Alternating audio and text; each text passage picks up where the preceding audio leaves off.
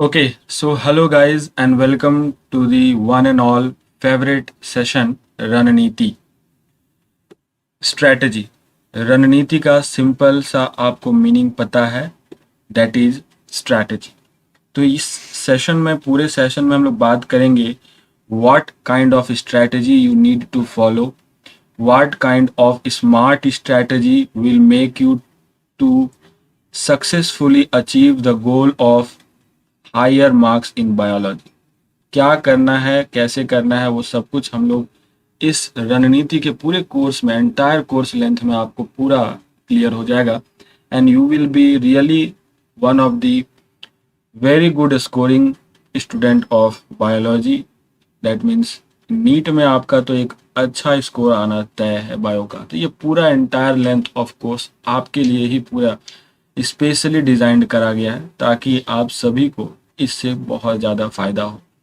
So we have to plan, we have to strategize, कैसे हमें क्या करना है, व्हाट टू डू। तो ध्यान दीजिए, मैं कुछ पॉइंट आपको बता देता हूँ। सबसे पहली बात, हमें हाई वेटेज चैप्टर्स पे ज़्यादा ध्यान देना है। जिस चैप्टर से ज़्यादा क्वेश्चन आते होंगे ना, उस चैप्टर्स पे हमें ज़्यादा फोकस करना होगा। ठीक है, इसका मतलब ये नहीं है कि लो वेटेज चैप्टर्स को हम लोग इग्नोर करेंगे। Low weightage chapters are equally important, but उसे बाद में देखा जाएगा, it will be later on, right. तो सबसे पहले आपको हाई वेटेज चैप्टर्स को करने हैं। एक और बात मैं बता दूं, एक होता है इनपुट। ठीक है, आप कितना इनपुट दे रहे हो किसी चैप्टर पे। तो इनपुट के आधार पे भी आपको दो तरह के चैप्टर्स मिलेंगे, जिसमें कि आपको ज़्यादा इनपुट देने का मतलब क्या कि ज़्यादा मेहनत करने की ज़रूरत पड़ती हो, ऐसा भी चैप्टर्स होता है। बहुत सारे ऐसे चैप्टर्स होते हैं बहुत आसानी से कंप्लीट हो जाते हैं। ठीक है, जैसे कि माइक्रोब्स इन ह्यूमन वेलफेयर, या अभी जो हम लोग चैप्टर्स देखने वाले हैं द लिविंग वर्ल्ड, वैसे चैप्टर्स बहुत कम मेहनत में ही आसानी से हमारा तैयार हो जाता है, राइट।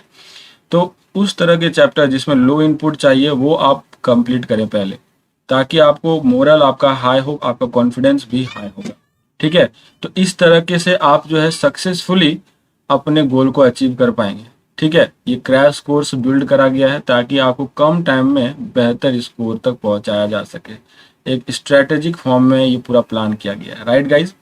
तो my self Sushil Kumar Mishra, I am your biology expert. So let's jump into the action and start the course. Thank you so much. चलिए शुरू करते हैं, आप सभी लोग तैयार हैं? चलिए, वेरी नाइस, स्टार्ट करें।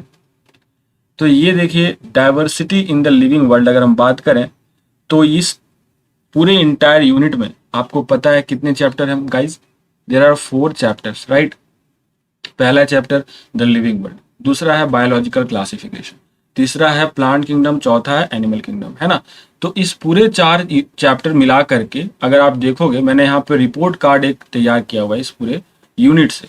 तो आप नीट 2020 की अगर बात कर रहे हो तो टोटल नंबर ऑफ क्वेश्चन इस पूरे चारों चैप्टर से मिला करके 10 क्वेश्चन पूछे गए थे, जिसमें से कि अकेले एनिमल किंगडम से, राइट आप सुन रहे हो, जिसमें कि अकेले एनिमल किंगडम से 5 क्वेश्चंस पूछे जा चुके हैं। इसका मतलब इस 4 चैप्टर में से अकेले एक चैप्टर में से अगर 5 क्वेश्चंस आ रहे हैं, that means you can understand कि ये चैप्टर सबसे ज़्यादा इंपॉर्टेंट हो जाता है। इसलिए मैंने यहाँ मार्क भी किया है कि मोस्ट इंपॉर्टेंट जो आपका चैप्टर है, ये देखो मैंने मार्क किया, मोस्ट इंपॉर्टेंट जो चैप्टर है वो आपका एनिमल किंगडम है। तो ये हमें तरीके से पढ़ना है, समझना है। देखो मेरा कहने का मतलब ये नहीं है कि आप एनिमल किंगडम पर ही ज़्यादा से ज़्यादा ध्यान दें और लिविंग वर्ल्ड और बायोलॉजिकल क्लासिफिकेशन छोड़ दें। और ये ट्रेंड जरूरी नहीं है कि हमेशा फॉलो होगा, हो सकता है बायोलॉजिकल क्लासिफिकेशन से ज़्यादा क्वेश्चन आ जाए, उससे भी काफ़ी क्वेश्चंस आते हैं, एंड प्लांट से भी हो सकता है क्वेश्चंस आ सकते हो। तो you have to just focus on the strategy, लेकिन थोड़ा स्मार्ट वे में। ठीक है, स्मार्ट वे में ध्यान देना है। एनिमल किंगडम पे ज़्यादा फोकस करेंगे, ज़्यादा मेहनत करेंगे और भी उस पर दिमाग लगाएंगे, लेकिन साथ में हम दूसरे चैप्टर्स को भी इक्वली उतना ही इंपॉर्टेंस देके पढ़ेंगे, क्योंकि कभी भी कुछ भी हो सकता है, राइट गाइज। तो welcome to this session and let's start, right. Okay, तो पहला स्लाइड की ओर हम लोग मूव कर रहे हैं। ठीक है, लिविंग वर्ल्ड हमारा ये चैप्टर सबसे आसान चैप्टर बोला जाए अगर पूरे एंटायर बायोलॉजी कोर्स में, तो हम कहेंगे कि ये लिविंग वर्ल्ड्स ही सबसे आसान चैप्टर है, क्योंकि ये बायो का सबसे बेसिक चैप्टर है। आपको सबसे जो स्टार्ट में याद करो, आपने क्लास 6 में लिविंग और नॉन लिविंग के बीच में डिफरेंस बिटवीन किया था, याद आ रहा है? आपने लिविंग एक तरफ नॉन लिविंग लिखा था। आपने क्लास 6 में ही बता दिया था कि living can move and non living can not move, right? लेकिन इस तरह के क्राइटेरियाज को आपने पढ़ करके कभी ये नहीं सोचा कि इसमें कभी कुछ एक्सेप्शंस भी आ रहे हैं। वहाँ पे हम एक्सेप्शंस के बारे में उतना नहीं चिंता करते थे, बच्चे थे तो उतना सोचा समझा नहीं था, बस लिख दिया। लेकिन आपको भी पता है कि नॉन लिविंग जैसे कि क्या होता है, अगर आप नॉन लिविंग को कह दोगे इट कैन नॉट मूव, तो उसमें फिर प्लांट भी आ गया, क्योंकि प्लांट भी मूव नहीं कर सकता है कि नहीं। तो इसमें हम वहाँ एक्सेप्शंस की बात नहीं कर रहे थे, बट यहाँ पे हमें थोड़ा और अपने आप को इन्हांस करना है, क्योंकि बड़े हो गए, क्लास 12th की बात हो रही है, तो हमें क्लास 12th जैसा क्लास 11th जैसा पढ़ना है। तो we have to just make our self upgrade. हमें लिविंग के बारे में सोचते समझते हुए बातें करनी होगी, ऐसे नहीं कि चुपचाप से बस बोलते निकल गए। आपको जस्टिफाई भी करना होगा कि why you have told this statement, आपने ये स्टेटमेंट बोला है तो क्यों बोला है, क्या ये हर लिविंग के बारे में लागू होगा, क्या ये हर नॉन लिविंग में नहीं होगा। तो आपको हर चीज़ को यहाँ पे जस्टिफाई करना ही होगा। तो आई होप ये बिल्कुल समझ में आ गया होगा आपको। चैप्टर बहुत ही ईजी होने वाला है, कोई दिक्कत नहीं होगी, कोई परेशानी नहीं होगी। तो एकदम से रिलैक्स होकर के समझिए चैप्टर को पूरा। पहले समझते हैं कि टेबल ऑफ कंटेंट, इस चैप्टर में क्या कुछ आने वाला है, आपको क्या कुछ दिखने वाला है। तो टेबल ऑफ कंटेंट की अगर हम बात करें तो इसमें आपको देखने को मिलेगा, टोटल ये मैं इसको डिवाइड कर रहा हूँ 4 सब टॉपिक में। सबसे पहले हम लोग देखेंगे इंट्रोडक्शन। इंट्रोडक्शन में ले लेंगे कि what is life, what is living, living की प्रॉपर्टीज क्या होती है, ठीक है। इन सब बातों को हम लोग वहाँ डिस्कस करेंगे। फिर आता है टेक्सोनोमी। टेक्सोनोमी क्या है? तो it is a branch of science which deals with the classification, nomenclature, है ना, and characteristics of the organisms. या तो इस चीजों को हम लोग वहाँ टेक्सोनोमी में डिस्कस कर लेंगे। टेक्सोनोमिक कैटेगरीज की बात करें तो ठीक वैसे ही टेक्सा, टेक्सोम जिसको आप बोलते हो, species, genus, family, order, class, phylum, division, kingdom, इन सबको हम लोग एज अ कैटेगरी में हम लोग रख करके पढ़ लेंगे। फिर टेक्सोनोमिकल एड्स में आ जाता है। टेक्सोनोमिकल एड्स में हम लोग क्या डिस्कस करेंगे, जैसे कि म्यूजियम, हर्बेरियम, जूलॉजिकल गार्डन, है ना, बोटेनिकल गार्डन, जूलॉजिक, आपको जो जू होता है, राइट, फ्लोरा, है ना, उसके बाद आपको मोनोग्राम, ये सब हम लोग यहाँ पे पढ़ने वाले हैं टेक्सोनोमिकल एड्स में।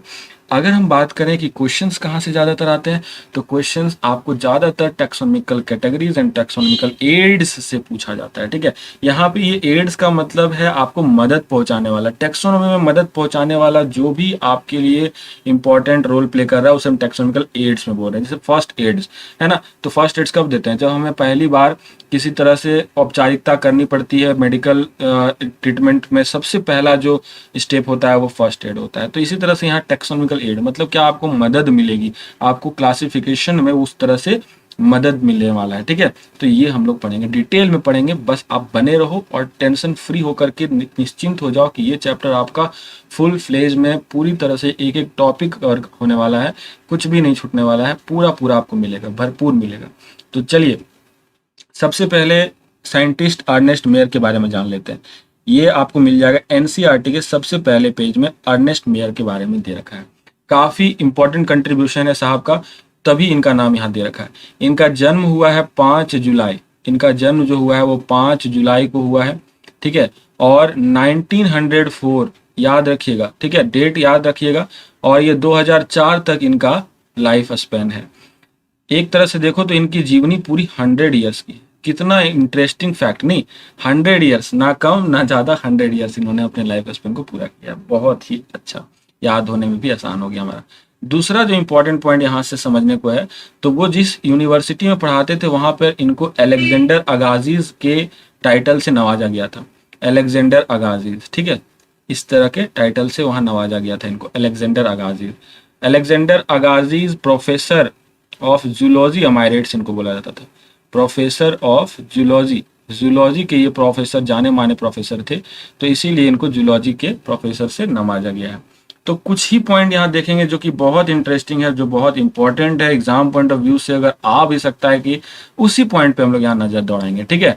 तीसरा बात, इनको एक और टाइटल दिया गया था, Darwin of the 20th century. ये काफी इंपॉर्टेंट टाइटल है, डार्विन ऑफ 20th सेंचुरी किसी को बोलना ये बहुत ही बड़ी बात है, क्योंकि डार्विन साहब अपने आप में एक एवरग्रीन साइंटिस्ट रहे हैं, और किसी को डार्विन ऑफ 20th सेंचुरी नाम दे दिया जाए तो उसके लिए और भी इससे ज़्यादा कुछ बड़ा नहीं हो सकता, राइट। क्योंकि डार्विन ऑफ 20th सेंचुरी नाम कहने का मतलब है इनकी जो रोल है, इनके जो कंट्रीब्यूशन है, उनको काफ़ी ज़्यादा महत्व दिया जा रहा है, ठीक है। इनका किस एरिया में ज़्यादा काम था, किस किस एरिया में ज़्यादा काम इन्होंने किया, तो आपको पता है टेक्सोनोमी में इन्होंने ज़्यादा काम किया था, टेक्सोनोमी में काम किया था, सिस्टमैटिक्स हम पढ़ेंगे सिस्टमेटिक्स क्या होता है, तो टेक्सोनॉमी ही है, बट इसमें हम लोग इवोल्यूशनरी रोल को अगर हम पढ़ने लग जाते हैं तो सिस्टमेटिक्स कहते हैं, ठीक है। यानी कि फाइलोजेनेटिक रिलेशनशिप पर इन्होंने बहुत अच्छा वर्क किया था, ठीक है, फाइलोजेनेटिक रिलेशनशिप पे। तो इस तरह के चीज़ों पर इनका काफ़ी हद तक अच्छा कंट्रीब्यूशन रहा है। ऑर्निथोलॉजी ब्रांच पे भी इनका ज़्यादा कमांड रहा है, ऑर्निथोलॉजी पे, है ना। तो इस तरह के चीज़ों पर इनका ज़्यादा कमांड रहा था।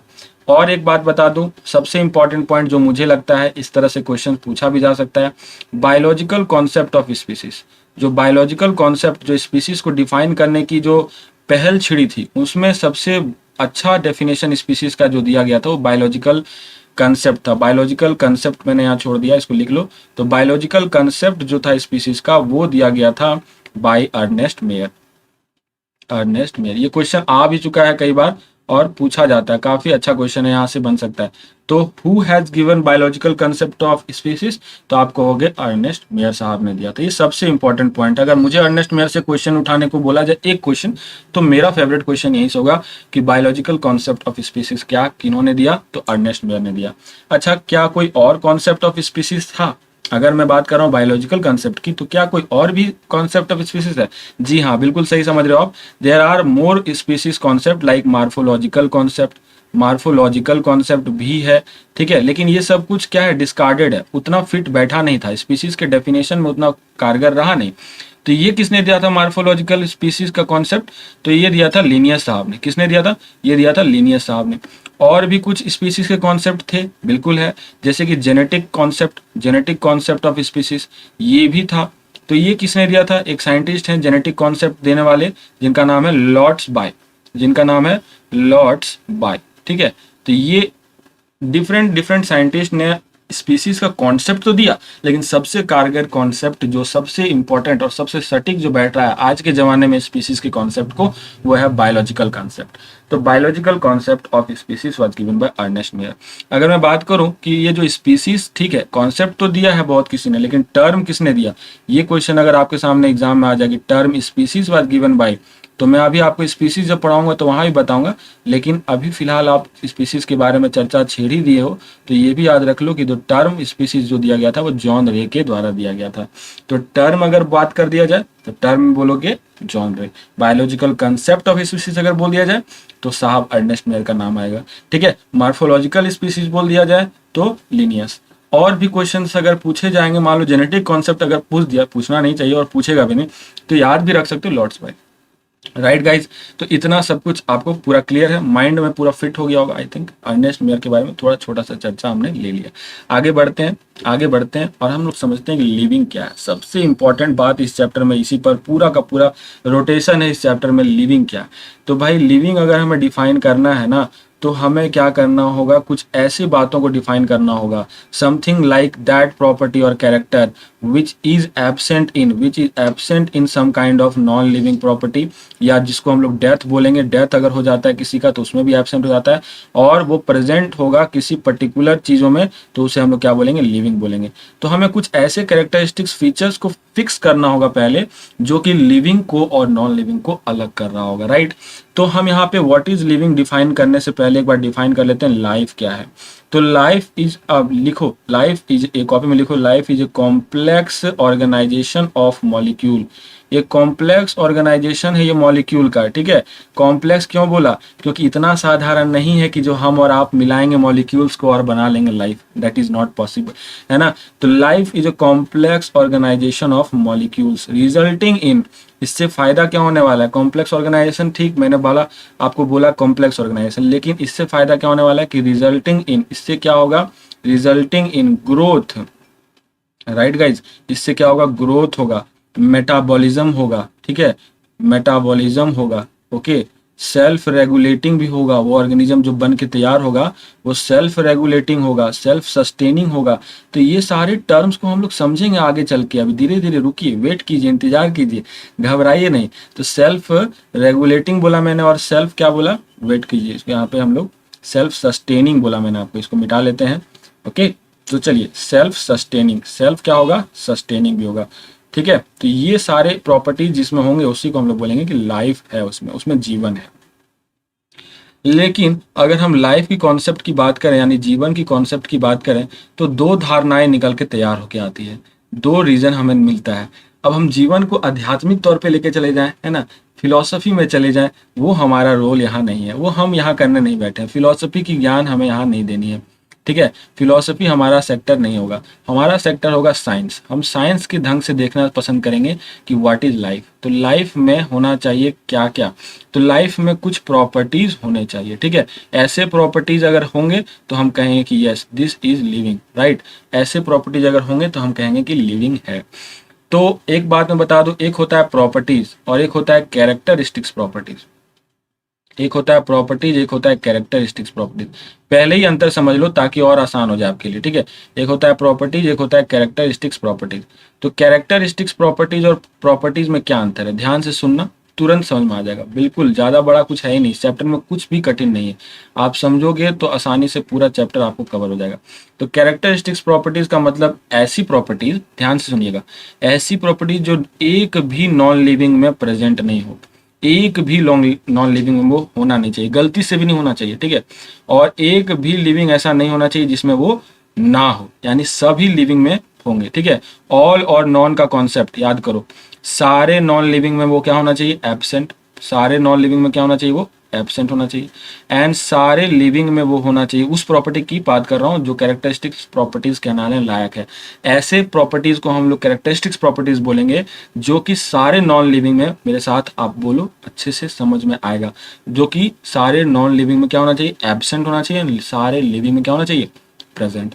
तो ऐसे प्रॉपर्टीज को हम लोग कैरेक्टरिस्टिक्स प्रॉपर्टीज बोलेंगे। जो इस तरह के क्राइटेरिया को फुलफिल करेगा उसी को हम लोग कैरेक्टरिस्टिक्स प्रॉपर्टीज बोलेंगे, राइट। अभी हम लोग देखने वाले हैं कि कौन कौन से प्रॉपर्टीज होते हैं और कौन कौन से प्रॉपर्टीज को आप कैरेक्टरिस्टिक्स प्रॉपर्टीज बोल सकते हो, ठीक है। चलिए आगे बढ़ते हैं, यहां तक पूरा क्लियर होगा। अब ये देखिए बहुत ही प्यारा सा स्लाइड आपके सामने है जिसमें कि साफ साफ आपको बताया जाएगा कि what is the properties of living organisms. Living organisms की क्या क्या प्रॉपर्टीज है, तो लेट्स सी, एक एक करके हम लोग डिटेल डिस्कशन देखेंगे इसका। तो सबसे पहले हम लोग देखने वाले हैं ग्रोथ, ठीक है। उसके बाद हम लोग देखेंगे रिप्रोडक्शन, उसके बाद क्या देखेंगे, रिप्रोडक्शन। उसके बाद हम लोग देखेंगे मेटाबॉलिज्म। मेटाबॉलिज्म कुछ कुछ आइडिया आपको लग रहा होगा कि मैं कहाँ कहाँ पे क्या क्या पॉइंट आपको बताने वाला हूँ, ये समझ में आ रहा होगा आपको, है ना। फिर आगे डिस्कस करने वाले हैं सेलुलर ऑर्गेनाइजेशन, फिर कॉन्शियसनेस एंड इंटरेक्शंस। तो ये हमारे पास 6 टॉपिक होंगे, 6 प्रॉपर्टीज होंगे लिविंग ऑर्गेनिजम्स को डिस्कस करने को। फिर से दोहराइए मेरे साथ, growth, reproduction, metabolism, cellular organization, consciousness and interactions, right guys. तो सबसे पहले शुरुआत करते हैं हम लोग ग्रोथ से, सबसे पहले शुरुआत करते हैं ग्रोथ से। तो ग्रोथ का मतलब क्या होता है बताओ। सबसे पहले अगर आपको पूछ दिया जाए what do you mean by growth, तो ग्रोथ को हम लोग डिफाइन कर सकते हैं या तो इंक्रीज इन मास, है ना, या तो इंक्रीज इन मास बोल दो, वजन का बढ़ना भी एक तरह से ग्रोथ ही है। या फिर आप कहोगे yes increase in cell number, increase in number of cell, क्योंकि सेल को भी अगर आप नंबर बढ़ाओगे ना तो अल्टीमेटली आपका वॉल्यूम बढ़ेगा, मास बढ़ेगा, ठीक है। तो ग्रोथ को अगर हमें डिफाइन करना हुआ तो 2 तरीके से हम डिफाइन करेंगे, increase in mass and increase in number of cells, ठीक है। तो ये बात हो गया, लेकिन आगे आप समझिएगा ध्यान से, ठीक है, कि ग्रोथ को अगर हम लोग डिस्क्राइब कर दिए हैं कि इंक्रीज इन मास, ठीक है, तो ग्रोथ को अगर हम लोग ऐसे डिस्क्राइब कर दिए हैं इंक्रीज इन मास, तो इंक्रीज इन मास आपको 2 तरीके से देखने मिल सकता है। इंक्रीज इन मास जो है वो आपको 2 तरीके से देखने मिल सकता है, या तो वो बाहर से एक्यूमुलेट हो, ठीक है, it can be from outer side और it can be from inner side, है कि नहीं। अंदर से बॉडी का मास बढ़ रहा है या बाहर से बॉडी का मास बढ़ रहा है, डिपेंड करता है सब कुछ, है ना। तो it is increase from outer side, increase from outer side. बाहर साइड से अगर आपको मास बढ़ रहा होगा, जैसे कि माउंटेन, याद करो हिमालय पर्वत ऐसे स्नोज से भर जाता है और उसका हाइट क्या हो जाता है, इंक्रीज हो जाता है, होता है कि नहीं। भले वो 1 मीटर 2 मीटर इंक्रीज हो, लेकिन होता है, स्लाइट इंक्रीज होता है, राइट। तो इस तरह से बाहर से जो ग्रोथ हो रहा है, आउटर साइड से जो इंक्रीज हो रहा है, उसको हम लोग बोलते हैं एक्रीशन। क्या टर्म देंगे guys, which term can define it, it can be called as accretion. ध्यान से इस वर्ड को याद रखिएगा, ठीक है। एनसीईआरटी में नहीं दे रखा है लेकिन आपको ध्यान रखना होगा, एक्रीशन।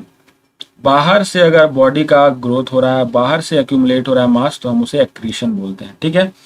एक्सक्रीशन नहीं है, ये एक्रीशन है, बिल्कुल दिमाग में रखना है, इसको कंफ्यूज नहीं होना है, ठीक है।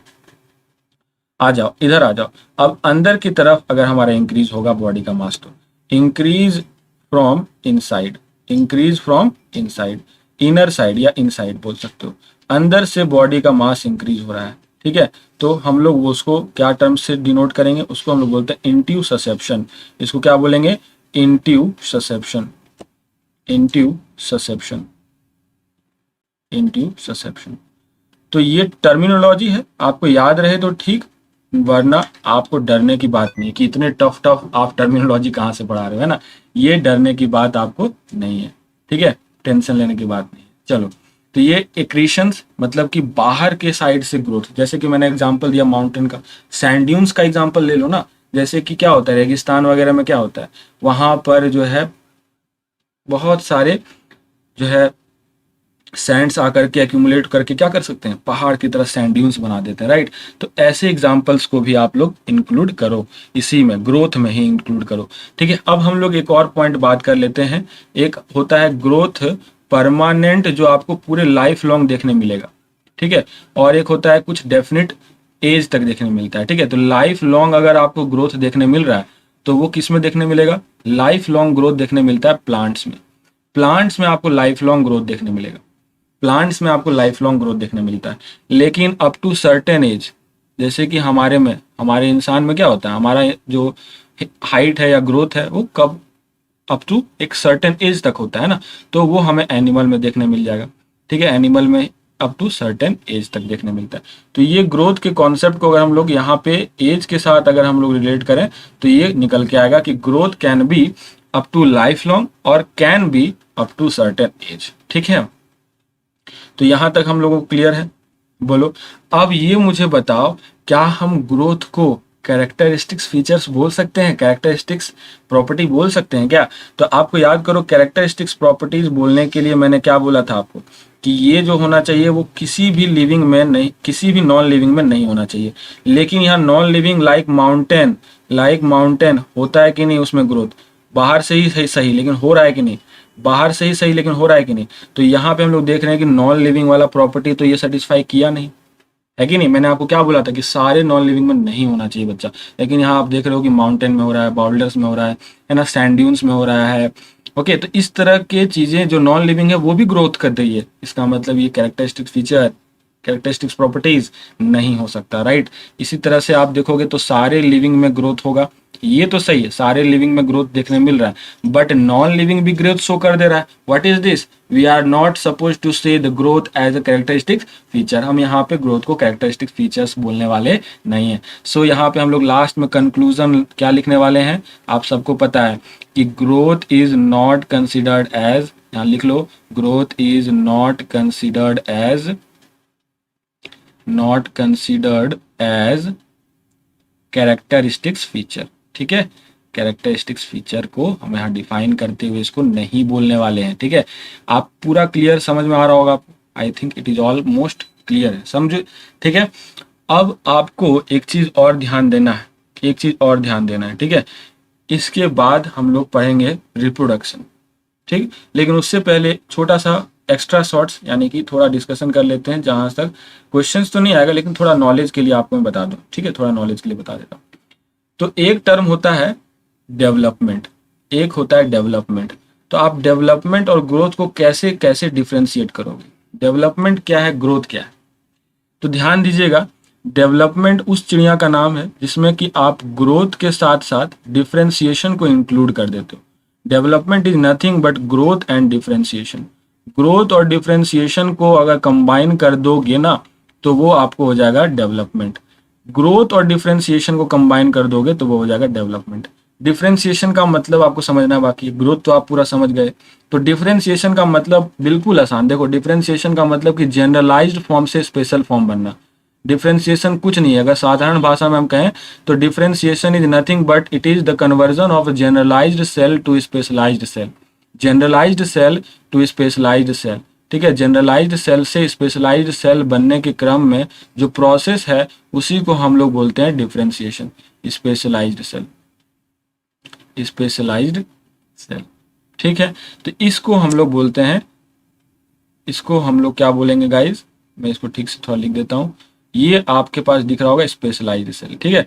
तो ये जनरलाइज्ड सेल से स्पेशलाइज्ड सेल बनने के क्रम में जो प्रोसेस होता है वही डिफरेंशिएशन होता है, ठीक।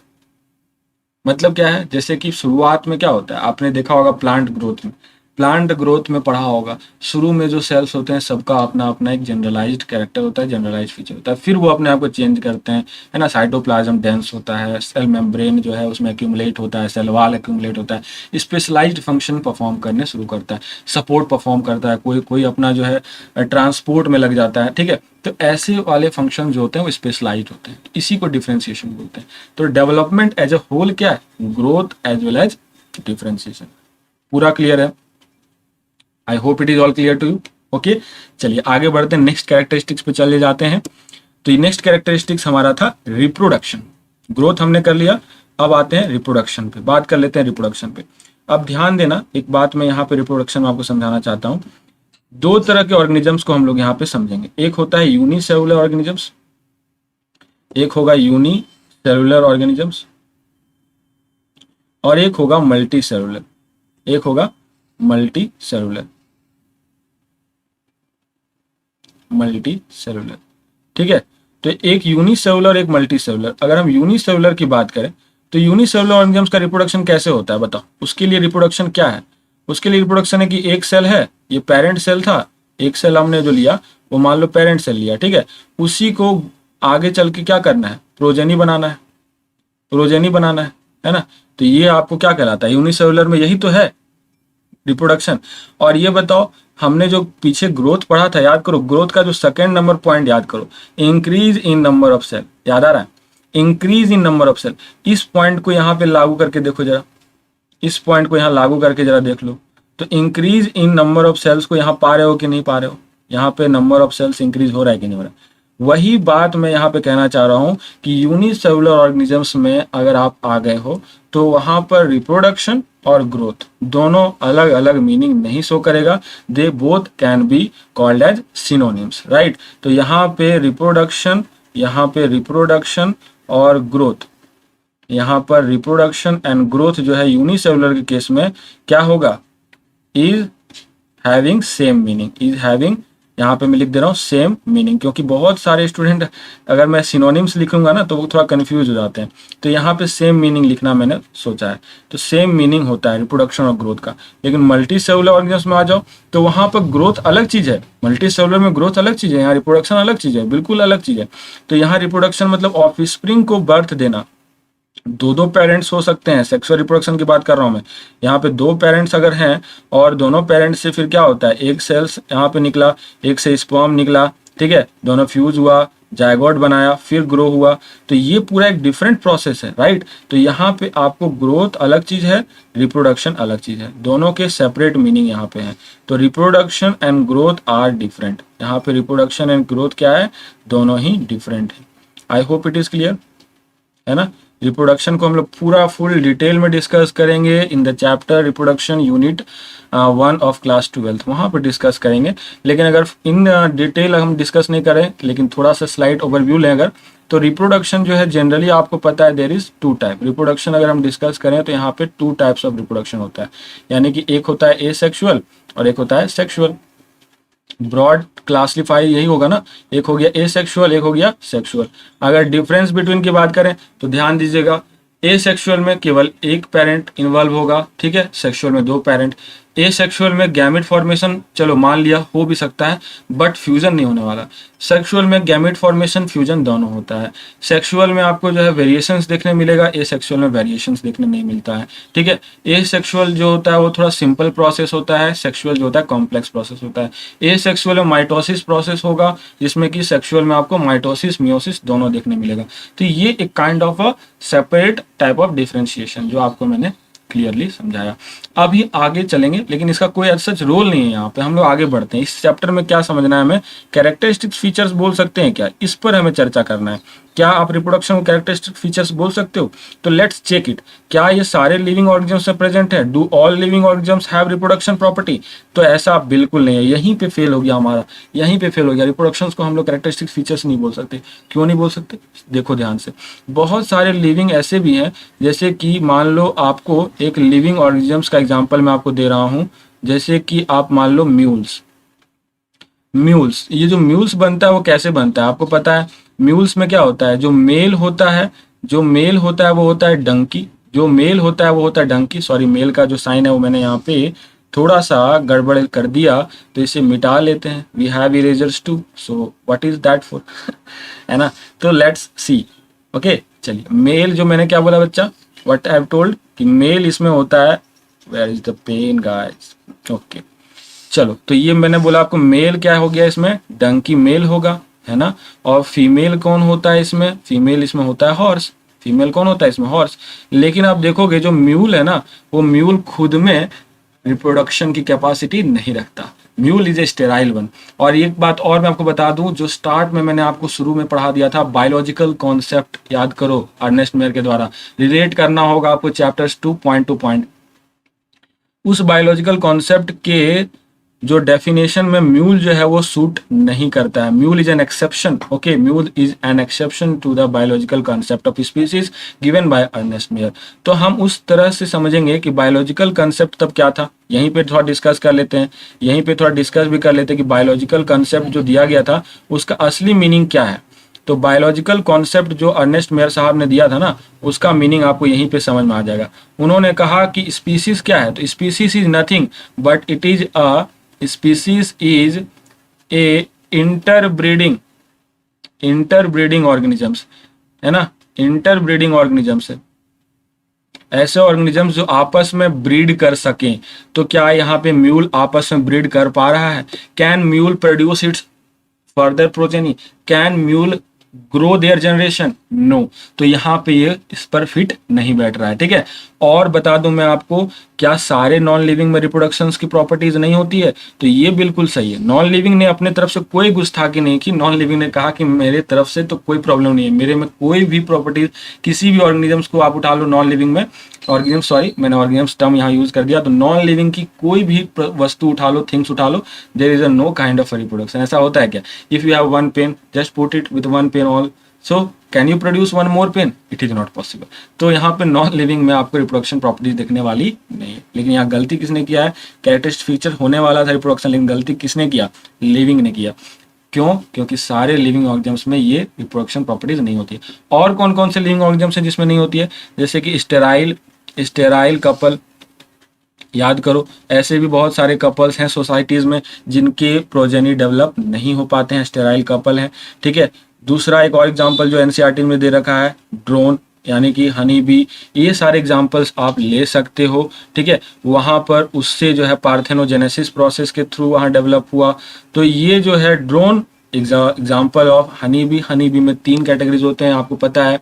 एक होता है क्वीन, एक होता है ड्रोन और एक होता है फीमेल, है ना। तो वर्कर बी जिसे कहते हैं। तो ये जो पूरा का पूरा वहाँ कैटेगराइजेशन है वो डिपेंड करता है कि कौन अपने आप में बर्थ के लिए कैपेबल है, कौन नहीं है। तो ये पूरा डिपेंड करता है, ठीक है। तो वहाँ पे भी ड्रोन जो है वो कैपेबल नहीं है, लिविंग तो है लेकिन कैपेबल नहीं है। ये पूरा कॉन्सेप्ट समझ में आ गया आपको? पूरा क्लियर है?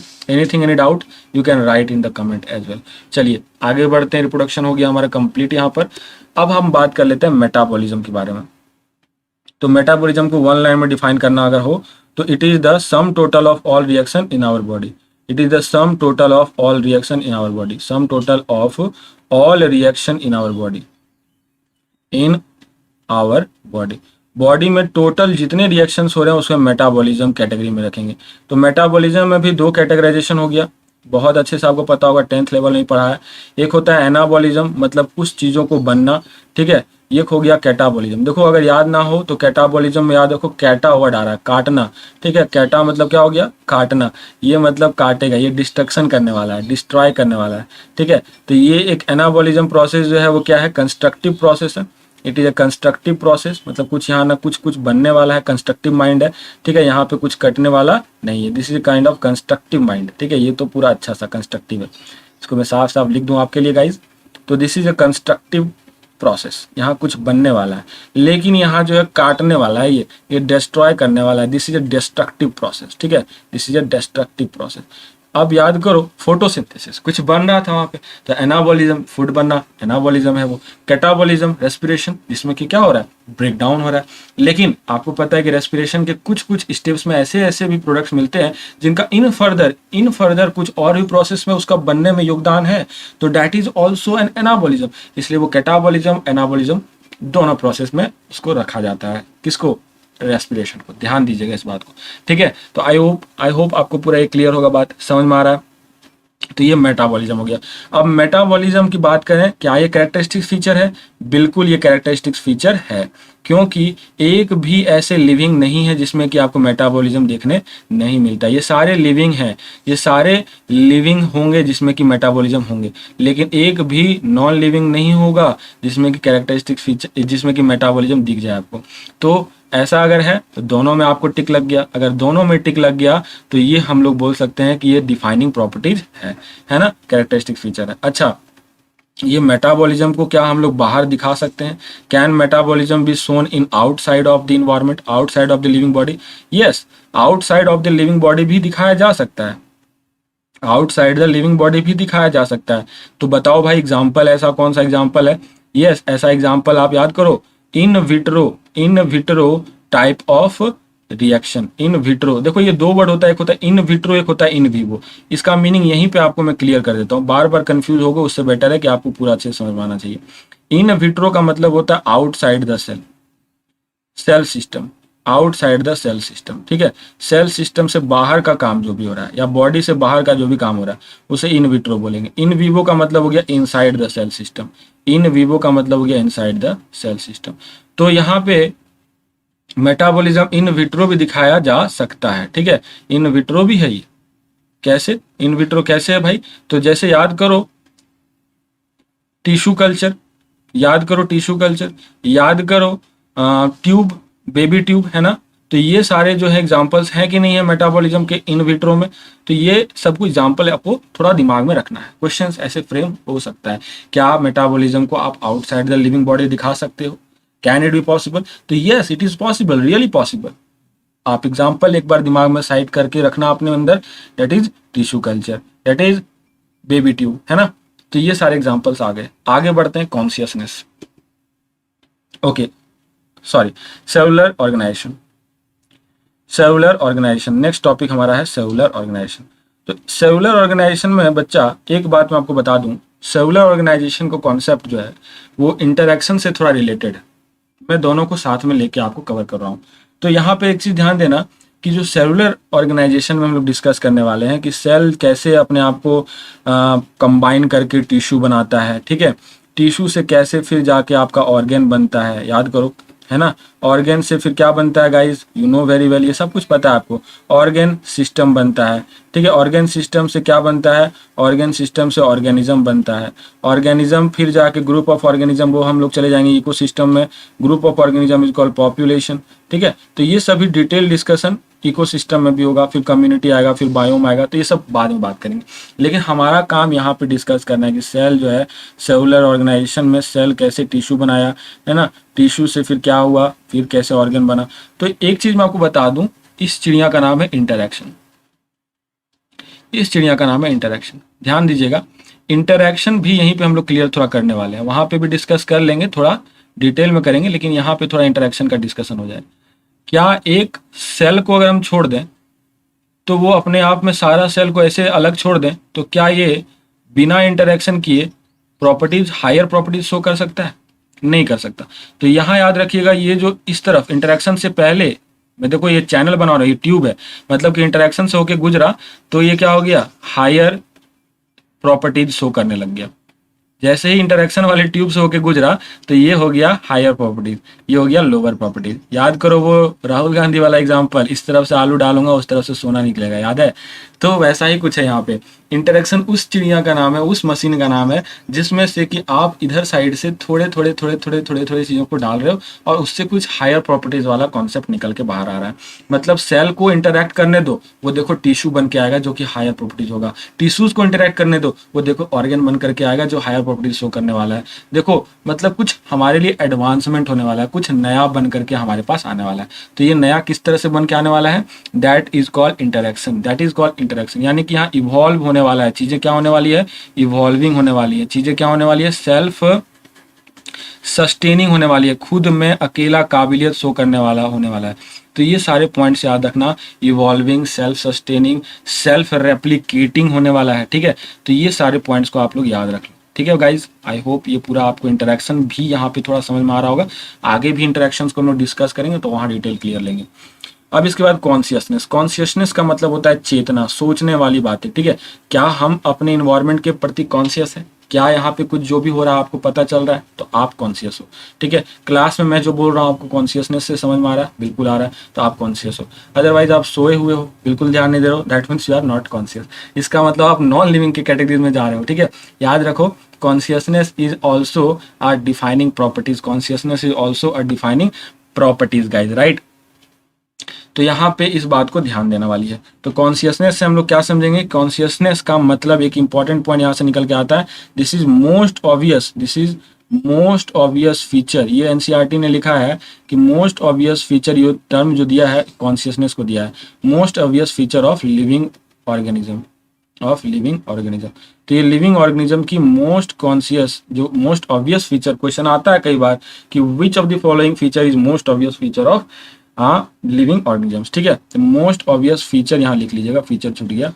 तो सबसे जो ऑब्वियस फीचर है वो कौन सा है? लिविंग ऑर्गेनिजम्स का कॉन्शियसनेस, ठीक है गाइज? आगे बढ़ते हैं। तो कॉन्शियसनेस को अगर हम लोग डिफाइन करें तो it is ability to sense environment, it is ability to sense environment, ठीक है? एबिलिटी टू सेंस एनवायरमेंट, और you can say respond to stimuli, और कह सकते हो क्या?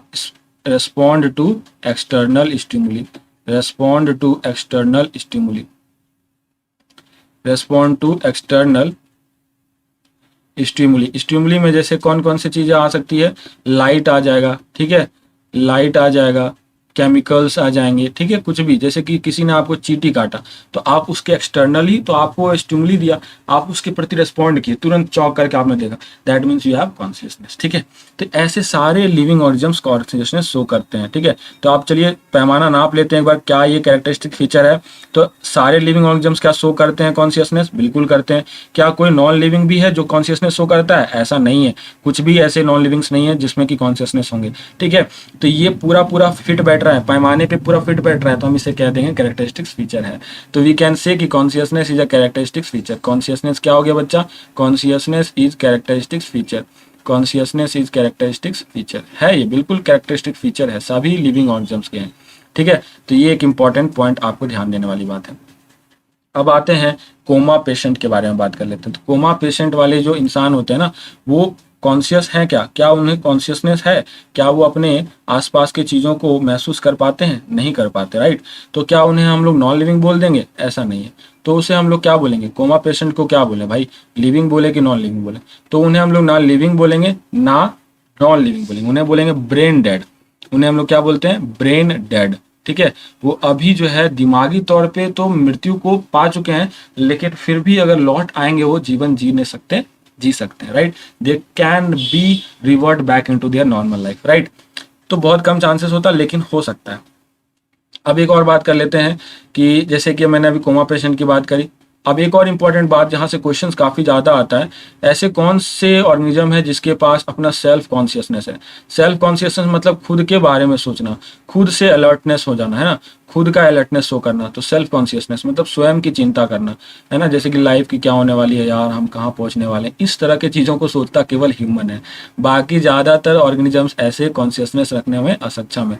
तो याद रखिएगा सेल्फ कॉन्शियसनेस जो है वो किस में है, क्वेश्चन आ जाता है, तो it is only human being which is having consciousness, यानी सेल्फ कॉन्शियसनेस। कॉन्शियसनेस देखो, कॉन्शियसनेस सारे लिविंग ऑर्गेनिजम्स में है, ध्यान दीजिए मैं क्या बोल रहा हूँ, कॉन्शियसनेस सभी लिविंग ऑर्गेनिजम्स में है, बट सेल्फ कॉन्शियसनेस अगर पूछ दिया जाए that is particularly only in human, याद रखिएगा ओनली इन ह्यूमन। आगे बढ़े, कोई दिक्कत यहां तक? ओके, सो नेक्स्ट हम लोग का इंटरेक्शन है, ये हम लोग डिस्कस कर चुके हैं थोड़ा बहुत, है ना, इंटरेक्शन थोड़ा बहुत डिस्कशन किया है हमने, लेकिन थोड़ा और हम लोग इसको डिस्कशन कर लेते हैं। तो इंटरेक्शंस में एक और हम लोग यहाँ लाइन लेने वाले हैं कि प्रॉपर्टीज, हम लोग याद करो कि properties of cellular organization, properties of cellular organization, properties of cellular organization are not present in, ये बहुत इंपॉर्टेंट लाइन एनसीईआरटी का है, are not present in the molecular constituent. Molecular constituents में उसकी प्रॉपर्टीज प्रेजेंट नहीं होती है, तो कहां से आती है भाई? Are not present in molecular constituents, but क्या बोलोगे, arise from, but arise from the result of interaction, from the result of interaction, interaction से आता है, ठीक है। याद करो वो मशीन राहुल गांधी वाला, एक तरफ से आलू डाला दूसरी तरफ से सोना निकल गया, तो याद करो उसी चीजों को as a result of interaction that among molecular, among the molecular component, जो मॉलिक्यूलर कंपोनेंट के बीच में अभी आपने देखा था जो इंटरेक्शन हुआ था, उसी के वजह से ये प्रॉपर्टीज डेवलप होती है। तो ये अगर लाइन आप पूरा अच्छे से समझ पाए हो तो आप इंटरेक्शन पूरा क्लियर है, समझो। तो ये जो लिविंग कैरेक्टरिस्टिक्स है या लिविंग प्रॉपर्टीज है, लिविंग प्रॉपर्टीज डेवलप जो हो रहा है वो किससे हो रहा है, यानी कि इंटरेक्शन से नहीं होगा ना, तो वहां पे आप लिविंग प्रॉपर्टीज को देख ही नहीं पाओगे। Living properties is all due to interactions, तो living properties is all due to interactions. मैं बात कर रहा हूँ जैसे कि सेल, तो बहुत सारे सेल्स मिलकर के क्या बनाया है बच्चा, टिश्यू बनाया है, ठीक है, ये टिश्यू बना, तो टिश्यू क्या इस तरह की सेल अकेले अकेले अगर सेल्स को दे दो तो क्या टिश्यू बन जाएगा simply? No, it is not possible, इनका इंटरेक्शन करना जरूरी है। टिश्यूज इंटरेक्ट करके क्या बनाएंगे, टिश्यूज इंटरेक्ट किए तब ऑर्गेन बना, है ना, ऑर्गेन इंटरेक्ट किया आपस में, जैसे ऑर्गेन सिस्टम बना। याद करो डाइजेस्टिव सिस्टम, है ना, बहुत छोटा एग्जांपल लो, डाइजेस्टिव सिस्टम, तो डाइजेस्टिव सिस्टम में बताओ अगर स्टमक को साइड करके रख दो, फूड पाइप को साइड करके रख दो, इनके बीच में कोई इंटरेक्शन नहीं होगा, तो क्या इससे हम बोलेंगे कि ये पूरा एक डाइजेस्टिव सिस्टम है? नहीं बोल सकते, क्योंकि जब फूड पाइप से फूड जो है जाकर के स्टमक में इंटर नहीं होने वाला, तब तक हम कैसे बोलेंगे कि ये आपको डाइजेस्टिव सिस्टम है? बात समझ में आ रहा है? पूरा क्लियर है? चलो आगे बढ़ते हैं। अब हम लोग के पास नेक्स्ट टॉपिक है, पहला टॉपिक जो हमने कवर कर लिया है, दूसरा टॉपिक हमारे पास आ गया है टैक्सोनॉमी। तो टैक्सोनॉमी पहले आपको याद रख लो, टैक्सोनॉमी जो है वो टर्म किसने दिया, टर्म किसने दिया, ये टर्म जो है टैक्सोनॉमी डिफाइन किसने, टर्म गिवन बाय, अगर ये क्वेश्चन आ जाता है तो याद रखिएगा एपी डी कैंडोले, साइंटिस्ट का नाम है एपी डी कैंडोले, एपी डी कैंडोले ने ये टर्म दिया था। फाउंडर ऑफ टैक्सोनॉमी, भाई अगर क्वेश्चन आ जाता है कि फाउंडर ऑफ टैक्सोनॉमी क्या है, फाउंडर किसे कहा जाए, तो फाउंडर बोला जाता है लिनियस साहब को, फाउंडर बोला जाता है लिनियस साहब। ओके, तो फादर किसको बोल दें, father, father of taxonomy, father of taxonomy, अच्छा सॉरी मैंने आपको फाउंडर में लिनियस नहीं होगा, फाउंडर में एरिस्टोटल लिख लो, फाउंडर में ना एरिस्टोटल साहब, फाउंडर बड़ा होता है ना तो फाउंडर में एरिस्टोटल साहब को नवाजा गया है, एरिस्टोटल फाउंडर है एरिस्टोटल साहब। लेकिन फादर ऑफ टैक्सोनॉमी अगर पूछ दिया जाए तो फादर ऑफ टैक्सोनॉमी है कार्लस लिनियस साहब। रीजन बताएंगे क्यों, क्यों है वो फादर, तो आपको अभी हम रीजन देंगे। तो कार्लस लिनियस, तो ये तीन चीज आपको याद रखना है।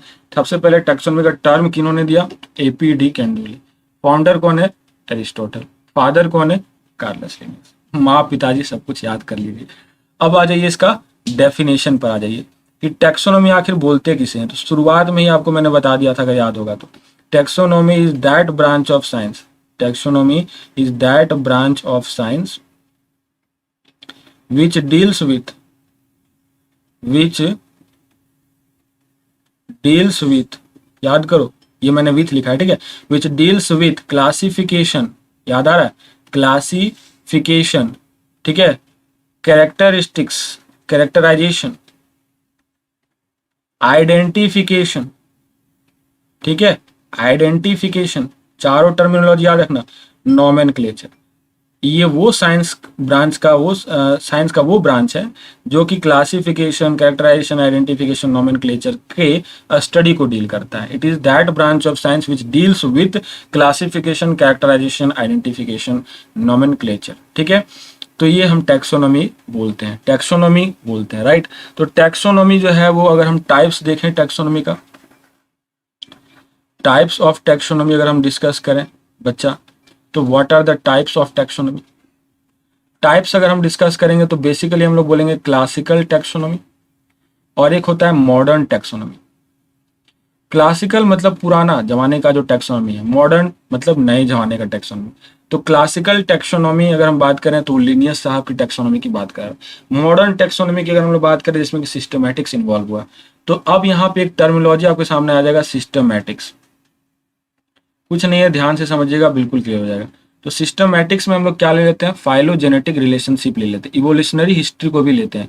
फाइलोजेनेटिक रिलेशनशिप भी अगर हम लोग इंक्लूड कर देंगे, इंक्लूड करने का मतलब समझ रहे हो ना, ये चार प्रॉपर्टी जो मैंने पीछे लिखा है आपको, क्लासिफिकेशन, कैरेक्टराइजेशन, आइडेंटिफिकेशन, नोमेनक्लेचर, वो तो रहेगा ही रहेगा।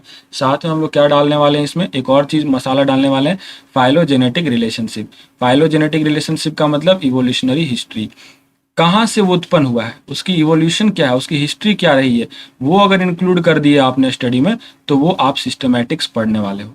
तो यानी कि आप समझना ध्यान से, एक पॉइंट में लिखने वाला हूं, क्या हम लोग ये कह सकते हैं कि taxonomy is the branch of systematics. Taxonomy is the branch of systematics, ये लिखना सही है क्या?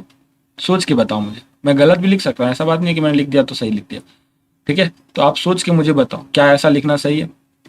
बिल्कुल सही है। याद करो, सिस्टमैटिक्स में एक्स्ट्रा चीज है जो कि टैक्सोनॉमी में नहीं है, यानी कि सिस्टमैटिक्स का ब्रांच हुआ ना टैक्सोनॉमी। बात समझ में आ गया। अब एक और पॉइंट आ जाता है, क्लैडिस्टिक्स, थोड़ा डिस्कस कर लेते हैं इसको भी। क्लैडिस्टिक्स, ये क्या होता है, क्लैडिस्टिक्स क्या है? तो क्लैडिस्टिक्स जब हम लोग पढ़ने बैठेंगे तो वहां पे हम लोग इसी तरह से कॉमन एंसेस्ट्री को डिस्कस करेंगे। क्या है कॉमन एंसेस्ट्री? जैसे कि हम लोग कहते हैं, आमतौर पे सब लोग कहते हैं कि हमारा जो वंशज है, और चिंपैंजीज, गोरिल्ला, इन सब का जो वंशज है वो कॉमन है, एंसेस्टर हमारा कॉमन है।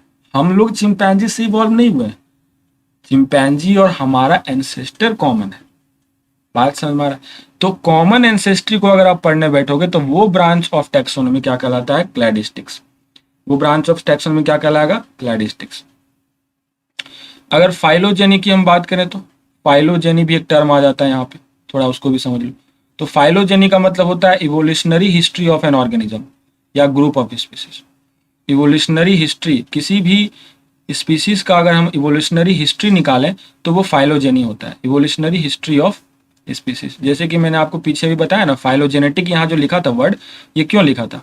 इसीलिए लिखा था क्योंकि फाइलोजेनी का मतलब ही होता है evolutionary history of species, evolutionary history of species, right guys. तो ये छोटे छोटे पॉइंट्स हैं, छोटे छोटे बातें हैं, पूरा क्लियर है, और भी क्लियर होगा। अभी पूरा टैक्सोनॉमी हम लोग डिटेल में डिस्कस करने वाले हैं, don't worry guys, right. Branch या बेसिक प्रोसेस कह सकते हो टैक्सोनॉमी का क्या क्या है। सबसे पहला होता है कैरेक्टराइजेशन।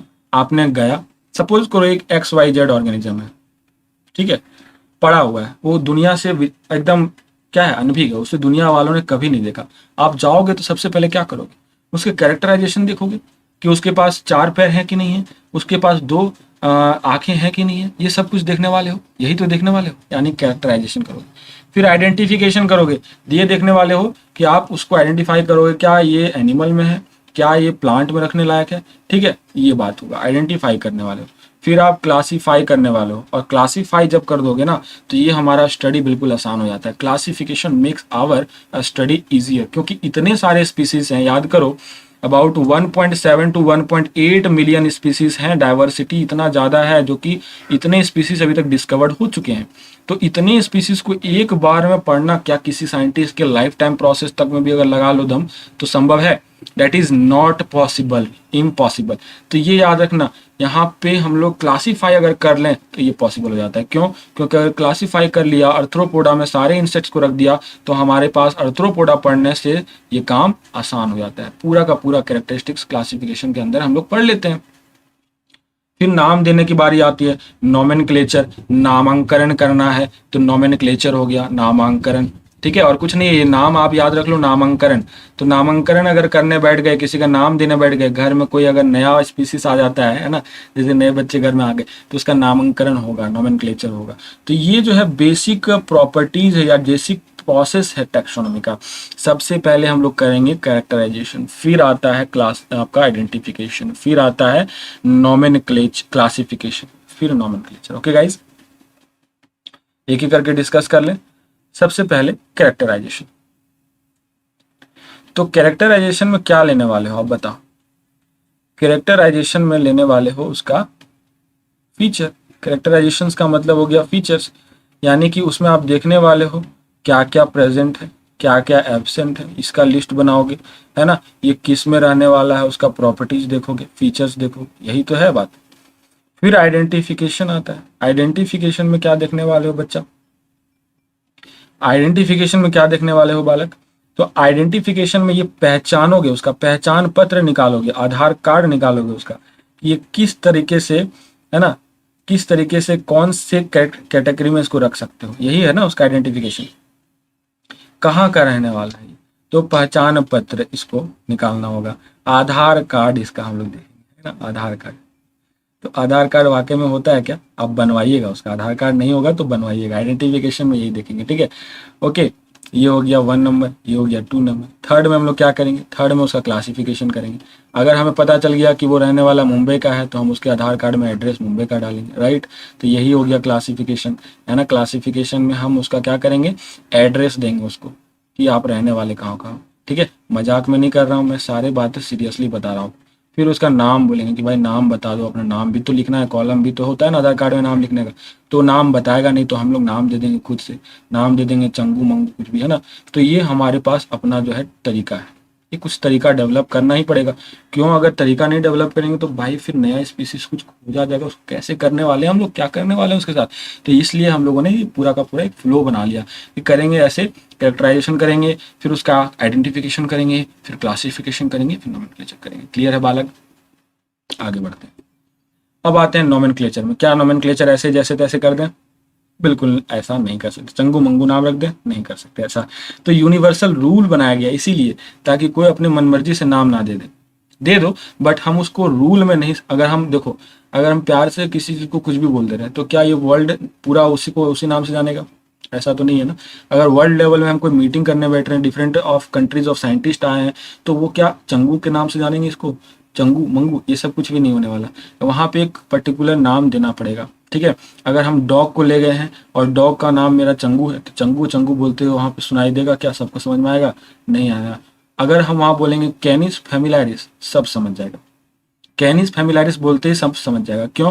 क्योंकि ये यूनिवर्सल तरीका है नाम देने का। कैनिस फेमिलियारिस हर जगह एक्सेप्टेबल है, अमेरिका हो या जर्मनी हो, हर जगह एक्सेप्टेबल है, ठीक है। क्यों एक्सेप्टेबल है? क्योंकि ये यूनिवर्सल लॉ है। एक कमिटी बनाकर इससे सेट किया गया है। ICBN, ICZN, ICVN, बहुत सारे कमिटीज बनाए गए हैं, ठीक है। ये सारे कमिटीज ने मिल करके ये तय किया कि एक रूल तय करो भाई, एक यूनिवर्सल सेट ऑफ रूल बनाओ जिससे कि आप नाम दोगे। नोमेनक्लेचर ऐसे वैसे नहीं दे सकते, you have to just give a kind of a rule. तो पहले, दूसरे, तीसरे, चौथे, पांचवें, ये 5 बल्ब को आप तैयार कर लो ना, तो आपको सारे सेट ऑफ रूल्स पता चले जाएंगे। आपको बहुत सिंप्लीफाइड वे में ये नोट्स मैंने प्रिपेयर करा है, देखो ध्यान से समझो।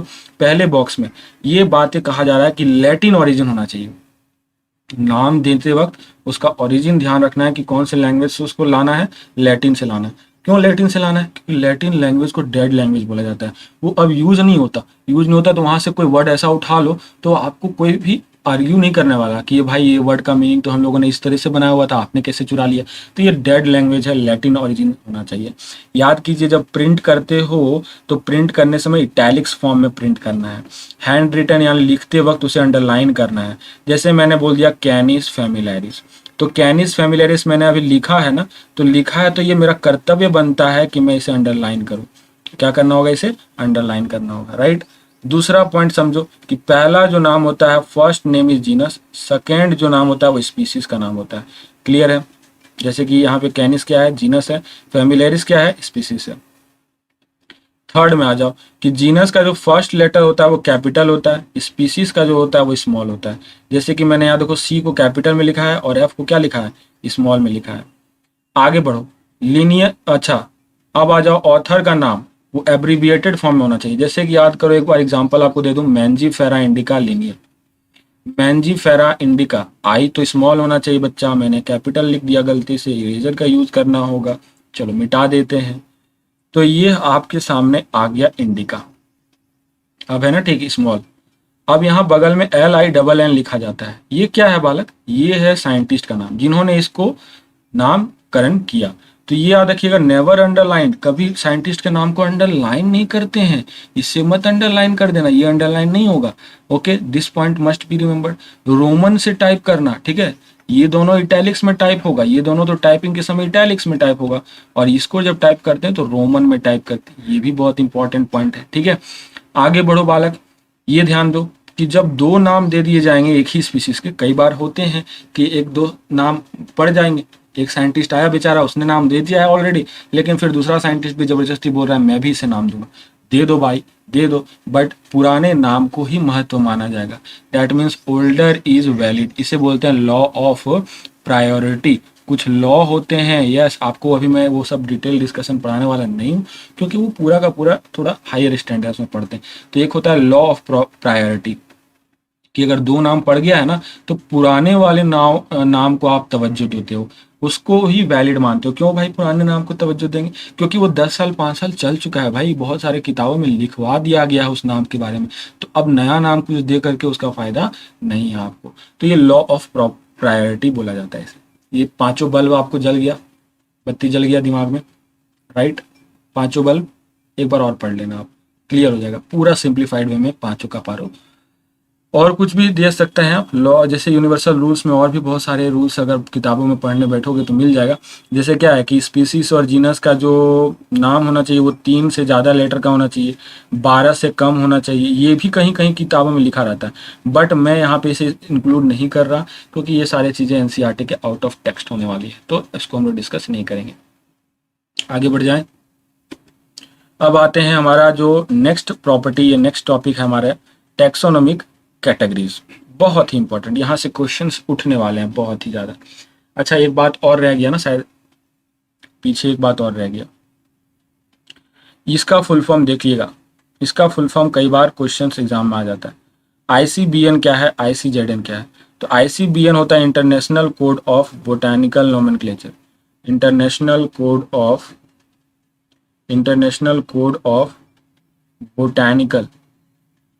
बोटानिकल नोमेनक्लेचर बोलते हैं, ठीक है। और ये होता है ICZN क्या है, international code of zoological nomenclature, international code of zoological nomenclature, ठीक है। तो ये दो अलग अलग कमिटी है, एक तरह से क्या है, कमिटी है भाई, ये कमिटी है, बोर्ड ऑफ मेंबर्स का कमिटी है। ICVN भी होता है international code of viral nomenclature, जैसे कि अभी आप कोरोना का देख रहे हो ना, नाम दिया जा रहा है डेल्टा वायरस, है ना, alpha virus, delta plus virus, ये सभी नाम ऐसे नहीं पढ़ रहे हैं, that is the decided by a committee. ICVN इसे डिसाइड करता है, ठीक है, international code of viral nomenclature या वायरस नोमेनक्लेचर, ठीक है। तो ये बात समझ में आ गया, आगे बढ़े। अब आते हैं टैक्सोनॉमिक कैटेगरीज में। टैक्सोनॉमिक कैटेगरीज में लोग डिस्कस करेंगे डिफरेंट कैटेगरीज, जैसे कि आपको पहले से पता है species, genus, family, order, class, phylum, division. Phylum division एक ही होता है भाई, यहाँ कंफ्यूज नहीं होना। उसके बाद किंगडम।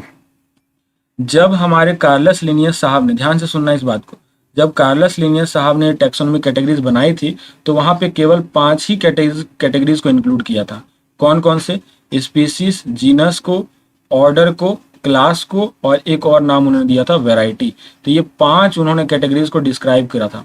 फिर हमें जरूरत पड़ी, आगे हमने डिस्क्राइब कर दिया, फाइलम भी, डिवीजन भी, किंगडम भी। अभी और भी जरूरत के हिसाब से आ चुका है, जैसे कि है ना सुपर क्लास भी आ चुका है, यहाँ पे आप इंक्लूड कर सकते हो सुपर क्लास, सब क्लास भी आ चुका है, ठीक है। तो ये सारे जरूरत के हिसाब से आप इसे इंक्लूड कर सकते हो, ठीक है। ट्राइब भी आ चुका है, ट्राइब यहाँ पे होता है। तो ये डिफरेंट डिपेंड करता है कि आपको क्या जरूरत पड़ रहा है, ठीक है। ऐसा नहीं है कि आप यही इसी के हिसाब से रहो, लेकिन ये जो आप देख रहे हो ना 3 और 3 6 और 1 7, इससे हम कहते हैं 7 ऑब्लिगेट, इसे हम लोग बोलते हैं 7 ऑब्लिगेट कैटेगरीज। ये कैटेगरीज ऐसे कैटेगरीज हैं जिनके मदद से आप कैरेक्टराइज करना ही करना है आपको। ये 7 ऑब्लिगेट कैटेगरीज के नाम से इसे जाना जाता है। इसके अलावा भी कैटेगरीज है बट दैट इज कॉल्ड सब कैटेगरीज। ये 7 ऑब्लिगेट कैटेगरीज है और इसे इंडिविजुअली बोला जाता है टैक्सॉन, इसे बोला जाता है टैक्सॉन, ठीक है, टैक्सॉन। और प्लूरल फॉर्म हो गया इसका टैक्सा, इसका प्लूरल फॉर्म कौन हो गया, टैक्सा हो गया। टैक्सॉन जो टर्म दिया गया था, it is defined by, taxon जो टर्म है वो डिफाइंड किया गया मेयर के द्वारा, it is defined by mayor. इसे भी डिफाइन किया गया है मेयर साहब के द्वारा, याद रखिएगा, इसे भी डिफाइन किया गया है मेयर साहब के द्वारा, ठीक है। ये दिया किसने था, it was given by term given by ICBN, it was the term given by ICBN। तो ये ICBN के द्वारा दिया गया था। ये क्या है, यूनिट ऑफ क्लासिफिकेशन है। टैक्सॉन क्या है guys, taxon is a unit of classification, it is the unit of classification. अगर हम बेसिक यूनिट ऑफ क्लासिफिकेशन की बात करें, क्वेश्चन यहाँ से भी आ जाता है, तो ये आपको बेसिक यूनिट ऑफ क्लासिफिकेशन है species. Species is a basic unit of classification, ठीक है। आपको याद रखना है कि बेसिक यूनिट ऑफ क्लासिफिकेशन कौन सा है, तो इट इज स्पीसीज।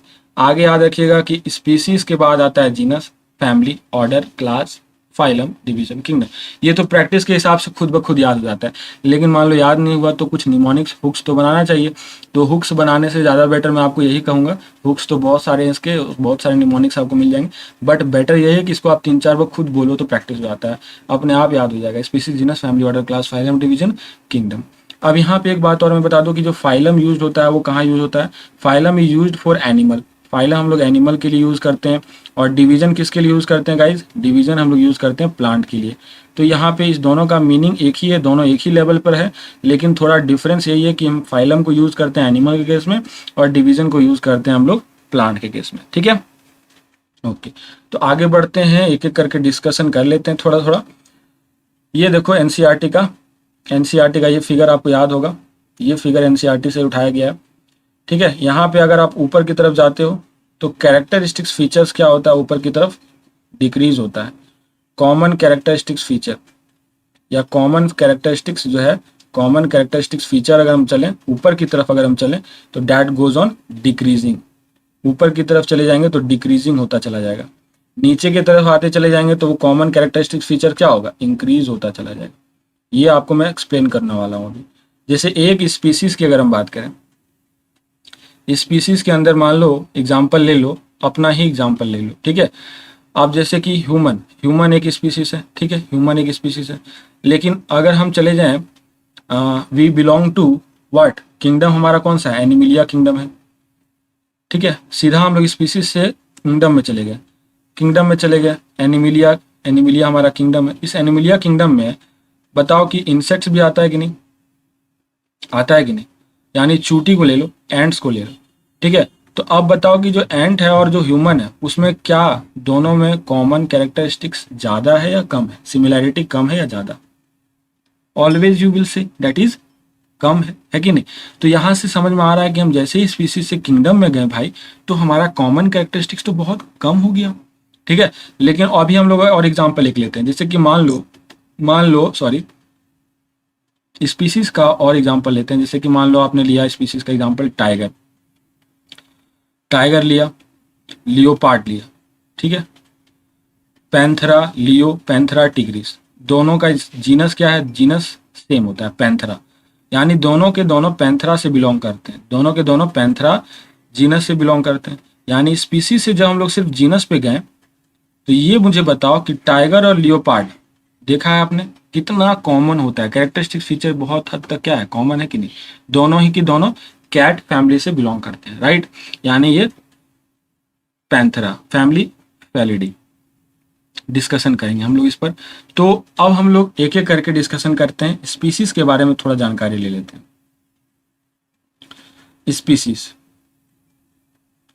स्पीसीज के बारे में ऑलरेडी मैंने आपको बता दिया, बहुत हद तक समझा दिया है कि ये जो टर्म दिया गया था, ये जो टर्म दिया गया था वो जॉन रे के द्वारा दिया गया था, है ना। इसे बायोलॉजिकली किसने डिफाइन किया था? बायोलॉजिकल कॉन्सेप्ट जो दिया गया था वो किसके द्वारा दिया गया था? बायोलॉजिकल कॉन्सेप्ट जो दिया गया था वो जॉन रे के द्वारा दिया गया था, सॉरी अर्नेस्ट मेयर ना, जॉन रे नहीं, Ernest Mayr. Biological concept Ernest Mayr ने दिया था, अर्नेस्ट मेयर, ठीक है। और भी कुछ चीज़ें आपको मैंने बताया था शुरू में, है ना, कि मार्फोलॉजिकल कॉन्सेप्ट भी दिया गया था। मार्फोलॉजिकल कॉन्सेप्ट ये किसने दिया था? मार्फोलॉजिकल कॉन्सेप्ट ये दिया था लिनियस ने, ठीक है। कुछ कुछ और चीज़ों को समझ लेते हैं लिनियस ने। बेसिक यूनिट ऑफ क्लासिफिकेशन बोलते हैं इसे, basic unit of classification, basic unit of classification बोलते हैं, ठीक। अच्छा, अब हम लोग इसको स्मॉलेस्ट टैक्सॉन भी बोल सकते हैं, और कुछ टर्मिनोलॉजी देना पड़े तो हम देंगे, लेकिन कुछ बेसिक जो चीज़ें हैं वो समझिए। स्मॉलेस्ट टैक्सॉन बोलेंगे इसे, ठीक है। स्पीसीज क्या होता है? Species is a group of, define करिए, species is a group of interbreeding, group of interbreeding, interbreeding organisms, interbreeding organisms, ऐसे ऑर्गेनिजम्स का ये ग्रुप है जो इंटरब्रीड करेगा, आपस में इंटरब्रीड कर सकता है, ठीक है। यहाँ पे एक और point, it has real existence, it has real existence. याद करो, स्पीसीज जब हम लोग बोलते हैं ना तो उससे एक रियल एग्जिस्टेंस का फीलिंग आता है, ठीक है। क्यों? क्योंकि अगर हम स्पीसीज बोल दिए, स्पीसीज हमारा मान लो टाइगर स्पीसीज है, तो टाइगर स्पीसीज का एक अपना रियल एग्जिस्टेंस है भाई, तो it is a real existence, it is having real existence, ठीक है। अब हम लोग इस पर आगे बढ़ते हैं, तो थोड़ा सा स्पीसीज का एक कॉन्सेप्ट होता है कि ये इंटरब्रीड कर सकता है, राइट। लेकिन कुछ ऐसे स्पीसीज भी हैं जो स्टेराइल है, स्टेराइल स्पीसीज, स्टेराइल स्पीसीज है, जो कि दो अलग अलग स्पीसीज को जबरदस्ती कंबाइन करके बनाया गया है। जैसे कि आप सपोज करो, आपने क्या लिया, मेल ले लिया डंकी, याद करो ये एग्जांपल मैंने शुरू में भी दिया था, मेल डंकी लिया और फीमेल ले लिया आपने हॉर्स, तो इससे हमारा जो बनता है उसे कहते हैं म्यूल। ये आपको स्टेराइल है, एक्सेप्शन है। अगर आपको यहाँ अपोजिट करना पड़े, मान लो डंकी आपने ले लिया है फीमेल, डंकी फीमेल ले लिया, और मेल ले लिया हॉर्स, मेल आपने हॉर्स ले लिया, तो इससे जो बनता है वो होता है हिनी, उसको हम लोग हिनी बोलते हैं, ठीक है, हिनी। ऐसी तरह से टाइगर टिग्रॉन है ना, जैसे टाइगर और लायन को मिला दिया, मेल आपने ले लिया टाइगर, मेल टाइगर ले लिया, और फीमेल ले लिया लायन, और फीमेल क्या ले लिया, लायन। तो इसको अगर कंबाइन कर दोगे ना, इसको बोलते हैं टिगॉन। टाइगर का TIG ले लिए और लायन का ON ले लिए, तो ये हो गया टिगॉन। उसी तरह से अपोजिट अगर कर दिया कि मेल आपने ले लिया लायन, मेल मान लो लायन है, और फीमेल आपका जो है कौन है, फीमेल आपको मान लो टाइगर है, तो इसी तरह से इसका अपोजिट कर दो, यानी कि लीगर हो जाएगा, LIGER, क्योंकि लायन का LI ले लिया, टाइगर का GER ले लिया, ये हो गया लीगर। तो ये सारे स्टेराइल स्पीसीज, ये फर्दर जाकर के खुद को इंटरब्रीड नहीं कर सकते, ठीक है। तो ये पूरा स्पीसीज का कॉन्सेप्ट। और भी बात कर लेते हैं, 2-4 पॉइंट और ले लेते हैं स्पीसीज में। स्पीसीज में आपने 2 पॉइंट और समझना है, एक होता है एलोपैट्रिक, एक होता है एलोपैट्रिक स्पीसीज, और एक होता है सिम्पैट्रिक स्पीसीज। एक होता है एलोपैट्रिक स्पीसीज, एक होता है एलोपैट्रिक स्पीसीज, और एक होता है सिम्पैट्रिक।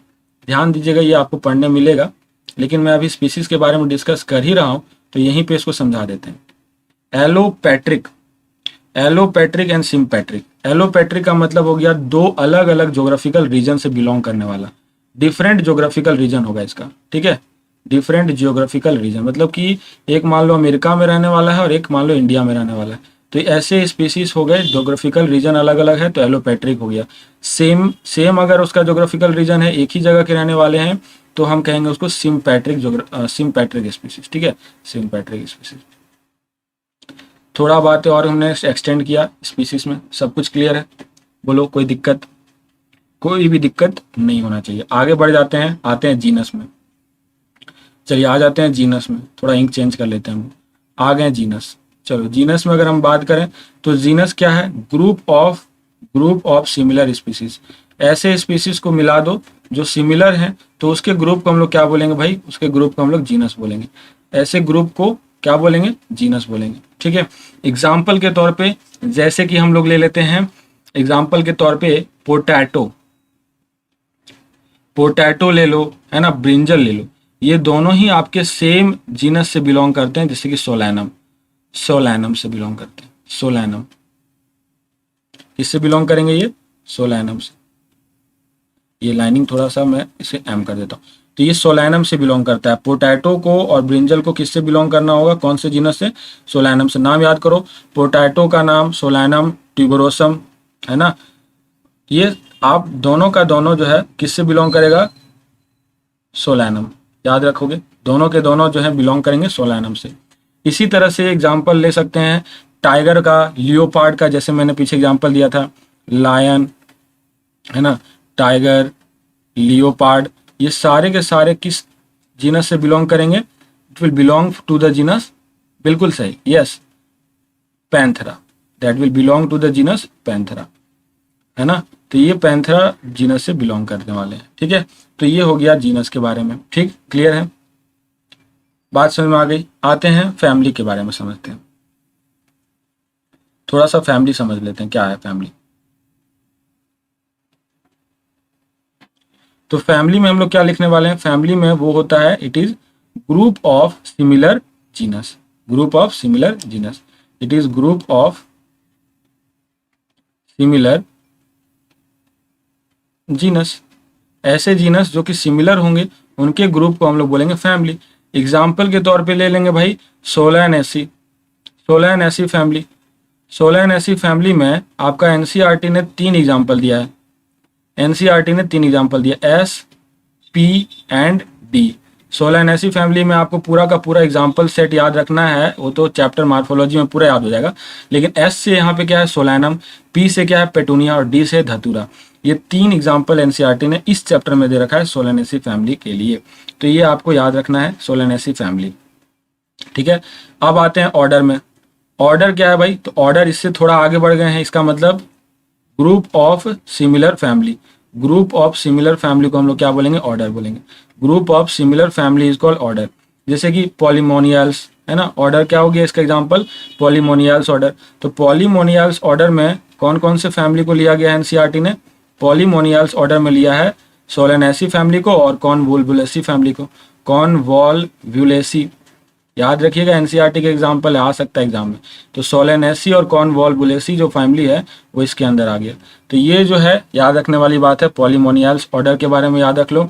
ऑर्डर्स का जनरली जो लास्ट सफिक्स होता है, सफिक्स की अगर हम बात करें, तो सफिक्स की अगर हम बात करें, देखो सफिक्स में अगर लिख दूं तो फैमिली का जनरली आपको सफिक्स मिलेगा एसी, ठीक है, जैसे सोलैनेसी, याद करो, है ना। ऑर्डर्स की अगर हम बात करें तो ऑर्डर्स में लास्ट में आपको मिलेगा ALES, है ना, सफिक्स ALES देखने मिलेगा आपको जनरली। तो ये सफिक्स की अगर पहचानना है कि जैसे पोलीमोनियास दे दिया तो ये क्या है? ऑर्डर है, फैमिली है, क्या है? तो अगर आप देख रहे हो ना ALES लास्ट में लगा हुआ है, इसका मतलब याद रख लो ये ऑर्डर है, ठीक है, डन। उसी तरह से एक और ऑर्डर की बात कर लेते हैं, Carnivora order. Carnivora order, Carnivora भी एक ऑर्डर ही है, कार्निवोरा भी क्या है? एक ऑर्डर ही है। इस ऑर्डर में कौन कौन से आ गए? फैमिली आ गए। कौन कौन से फैमिली आ गए भाई? कौन कौन से फैमिली आ गए बताओ? फेलिडी फैमिली, फेलिडी फैमिली, कौन कौन से फैमिली आ गए? और एक फैमिली कैनिडी फैमिली।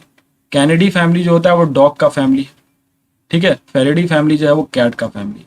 तो Felidae family and Canidae family will belongs to Carnivora, ठीक है। कार्निवोरा मतलब ये मीट ईटिंग एनिमल है, ठीक है। ऑर्डर हो गया। अब आ जाओ क्लास में। क्लास में तो है ही सर, अभी आप बोलोगे तो मैं क्लास में ही हूँ सर, लेकिन ये क्लास दूसरा है भाई। It is group of related orders, group of related orders.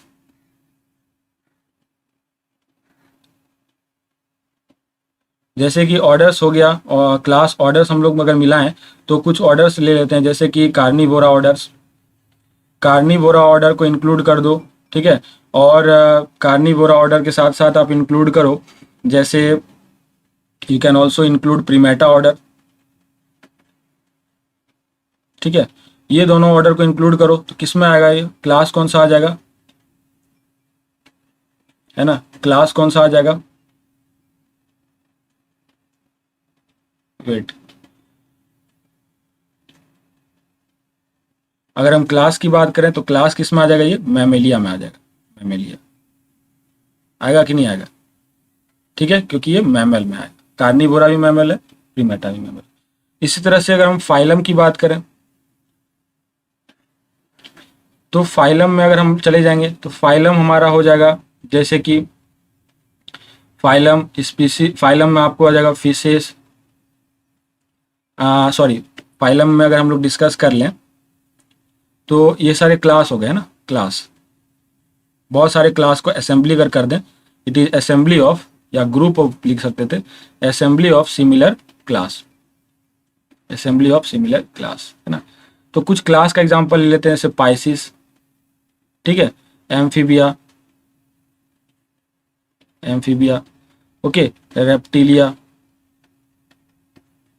Birds, याद करो, है ना, मैमल्स भी एक तरह से तुम्हारा क्लास था।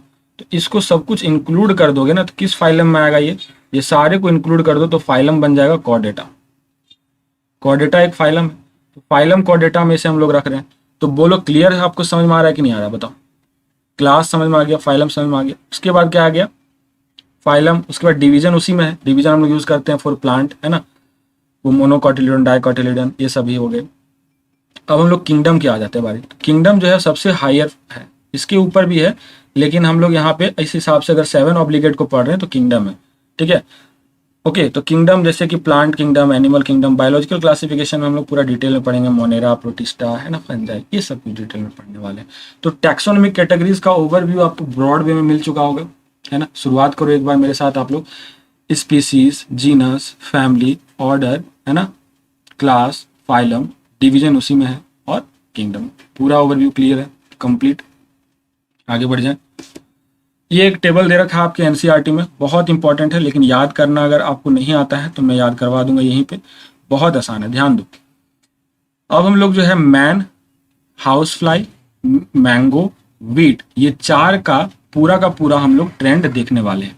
क्या होगा इसका स्पीसीज नेम, क्या होगा इसका जीनस, फैमिली क्या होगा, ऑर्डर क्या होगा, क्लास क्या होगा, फाइलम, डिवीजन क्या होगा, किंगडम क्या होगा।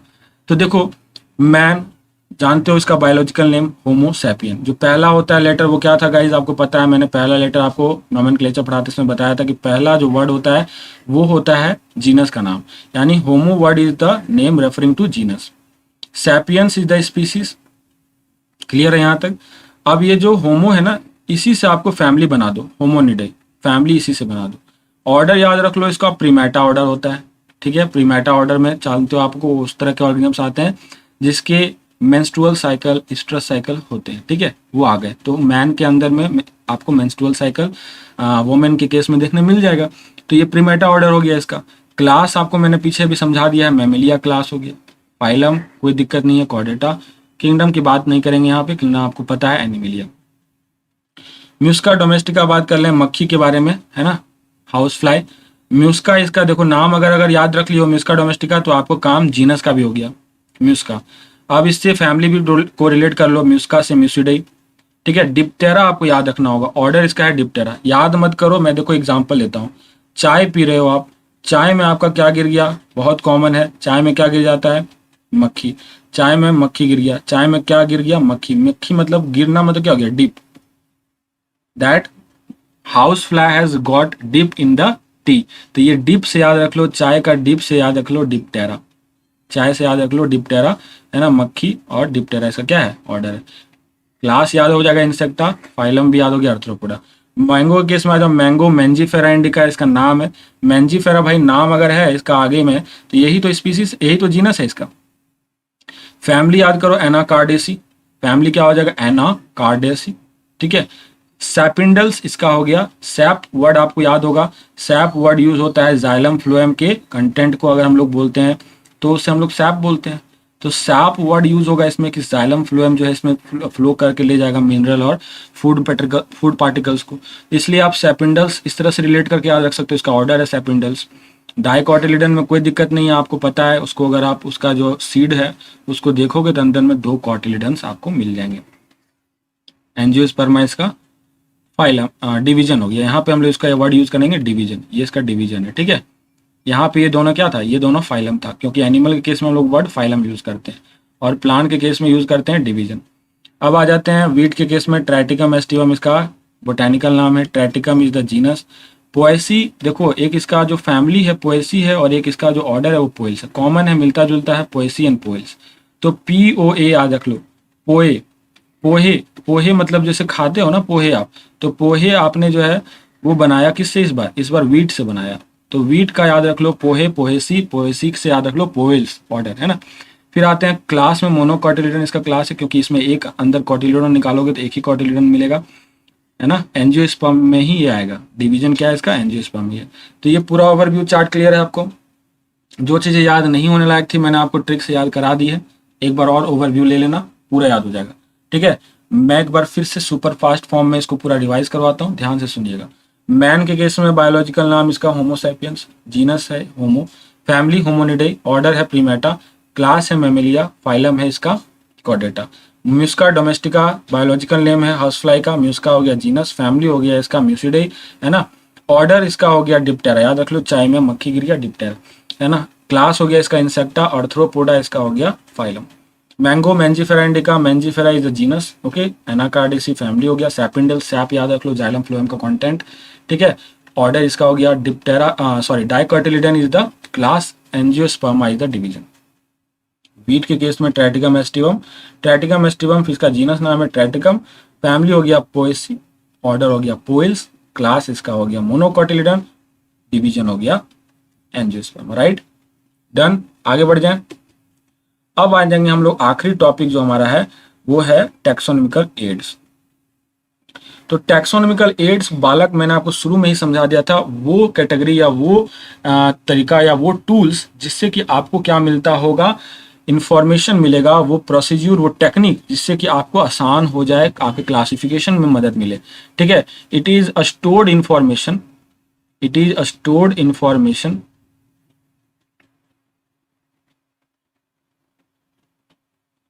टेक्निक्स बोल सकते हो इसको, प्रोसीज्यूर्स बोल सकते हो, विच आर या that are helpful in identification and classification, in identification and classification. ऐसे टूल्स, ऐसे स्टोर्ड इंफॉर्मेशन जो कि क्लासिफिकेशन एंड आइडेंटिफिकेशन में क्या हो, आपके लिए मददगार हो, उसे ही आप टैक्सोनॉमिकल एड्स बोलोगे। इसके दो कैटेगरीज होते हैं, एक होता है एड्स विद स्पेसिमेन, इसमें कि आपको स्पेसिमेन दिखाई दे, है ना, विद स्पेसिमेन। एक होता है विदाउट स्पेसिमेन, जिसमें कि स्पेसिमेन का यूज नहीं है, सिर्फ लिखें आप उसमें और पढ़ें, ठीक है, आपको दिखाई वगैरह नहीं देने वाला। तो एड्स विथ स्पेसिमेन मतलब कि आपके सामने पूरा रखा हुआ रहेगा, जैसे कि म्यूजियम जाओगे तो स्केलेटन रखा होगा देखोगे, हर्बेरियम में तो आप पत्ते के चिपके हुए चीजों को देख रहे हो, ठीक है, बोटेनिकल गार्डन में तो डायरेक्टली आपको पेड़ पौधा दिख रहा है। ये जो 5 मैंने यहाँ नाम दिए हैं ना, ये पांचों के पांचों इसी कैटेगरी में लाई करते हैं, एड्स विद स्पेसिमेन में ही। लेकिन अगर विदाउट स्पेसिमेन की बात करें तो वो मैं अलग से एक चार्ट बनाया हुआ हूँ, जो कि विदाउट स्पेसिमेन वाला चार्ट है, दिखा दूं, देखिए विदाउट स्पेसिमेन वाला चार्ट मैंने यहाँ बनाया हुआ है। ये जो है ना पूरा का पूरा ये चारों विदाउट स्पेसिमेन है, ये एड्स विदाउट स्पेसिमेन है। यहाँ आपको स्पेसिमेंस देखने नहीं मिलेगा, ये लिखा हुआ रहता है, ठीक है, कॉपी की तरह ही। जैसे कि विदाउट स्पेसिमेंस में फ्लोरा आ गया, मैनुअल्स आ गया, मोनोग्राफ्स आ गया, कैटलॉग्स आ गया, ठीक है। ये आपको पूरा पहले तो कैटेगरी में 2 कैटेगरी में बांट दो, aids with specimen, without specimen. With specimen में नाम बताओ मैंने क्या क्या बोला, herbarium, botanical garden, zoological park, museum.